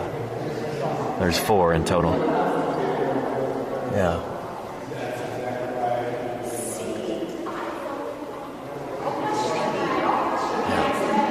Very cool. We've got some Antilocaprids over here. pronghorn antelope. Pronghorn antelope. They're not related to African antelope at all. They're the last surviving antilocaprids, like we were talking about the other day. We'll take a look at that lineup in just a minute, but right here, oh, this is super cool. We were talking about insular dwarfism in proboscideans, elephants like this. So these guys are from California.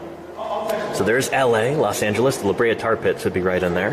But there's these islands off the coast called the Channel Islands in California. And so a number of Columbian mammoths must have made the journey to these islands at some point. Maybe it was during a big drought and they were looking for food or something. But elephants, you might be surprised to learn, are very, very good swimmers.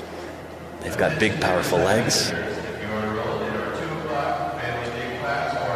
They've got very big, powerful legs that they can use to propel themselves through the water. They're more buoyant than you might imagine, and they've got a natural snorkel in the form of that trunk.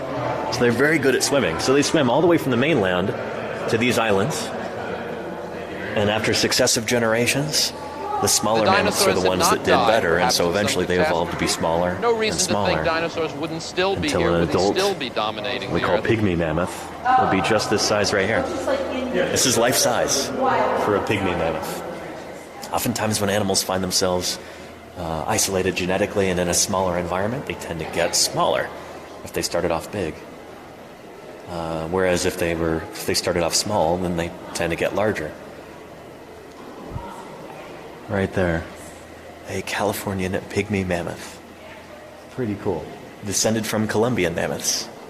So Columbian mammoths and pygmy mammoths are the two endemic mammoth species in North America. Endemic means that they evolved here and they only exist here.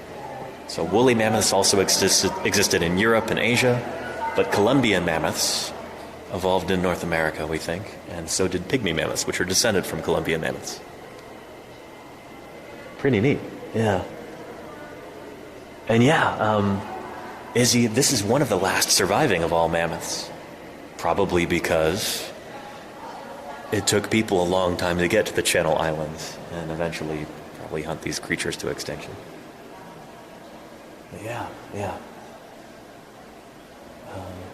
I think that gives particular credence to the human overhunting hypothesis too, because if it was climate change that actually did all of these animals in, if that was the sole cause and overhunting didn't really do much, then you would expect mammoths everywhere to go extinct at about the same time. But these guys lasted much longer than the mainland mammoths.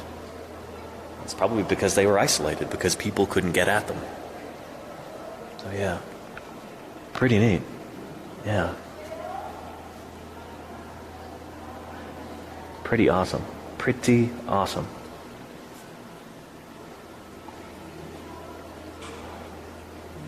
Island biology and dwarfism. We were just talking about that. Yeah.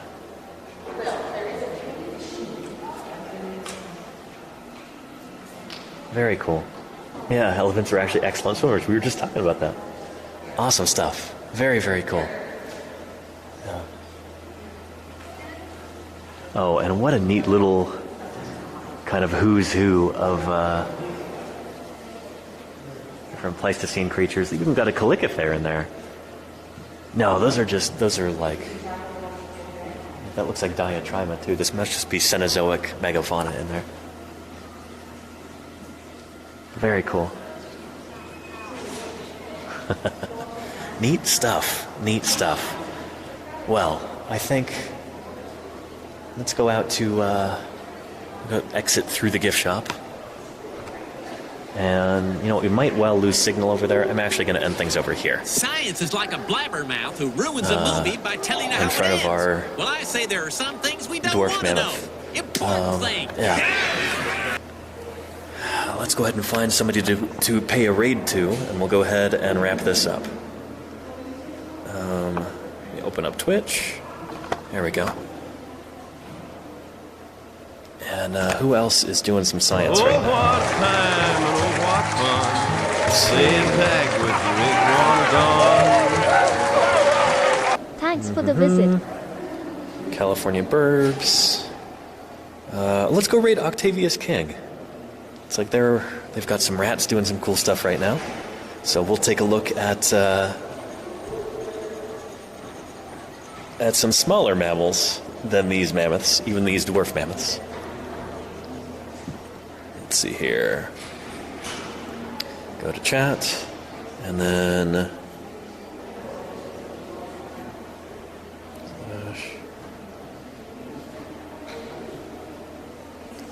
read.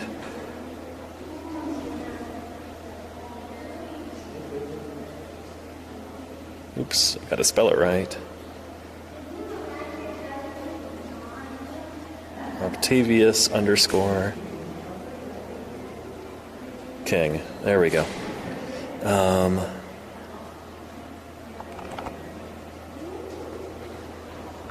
There we go. Excellent. Everybody, thank you for tuning in today. Thank you for your viewership, and your enthusiasm, and your wonderful questions, and for your support. I could not do this without your help, so thank you for that.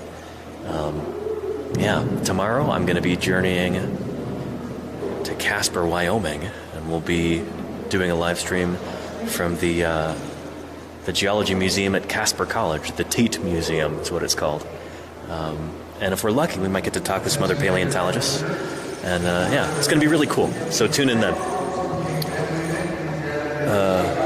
Anyway, we're going to go ahead and raid into Octavius King. So everybody, you have a great time there. And take care of yourselves. I'll see you soon. All right. Bye-bye.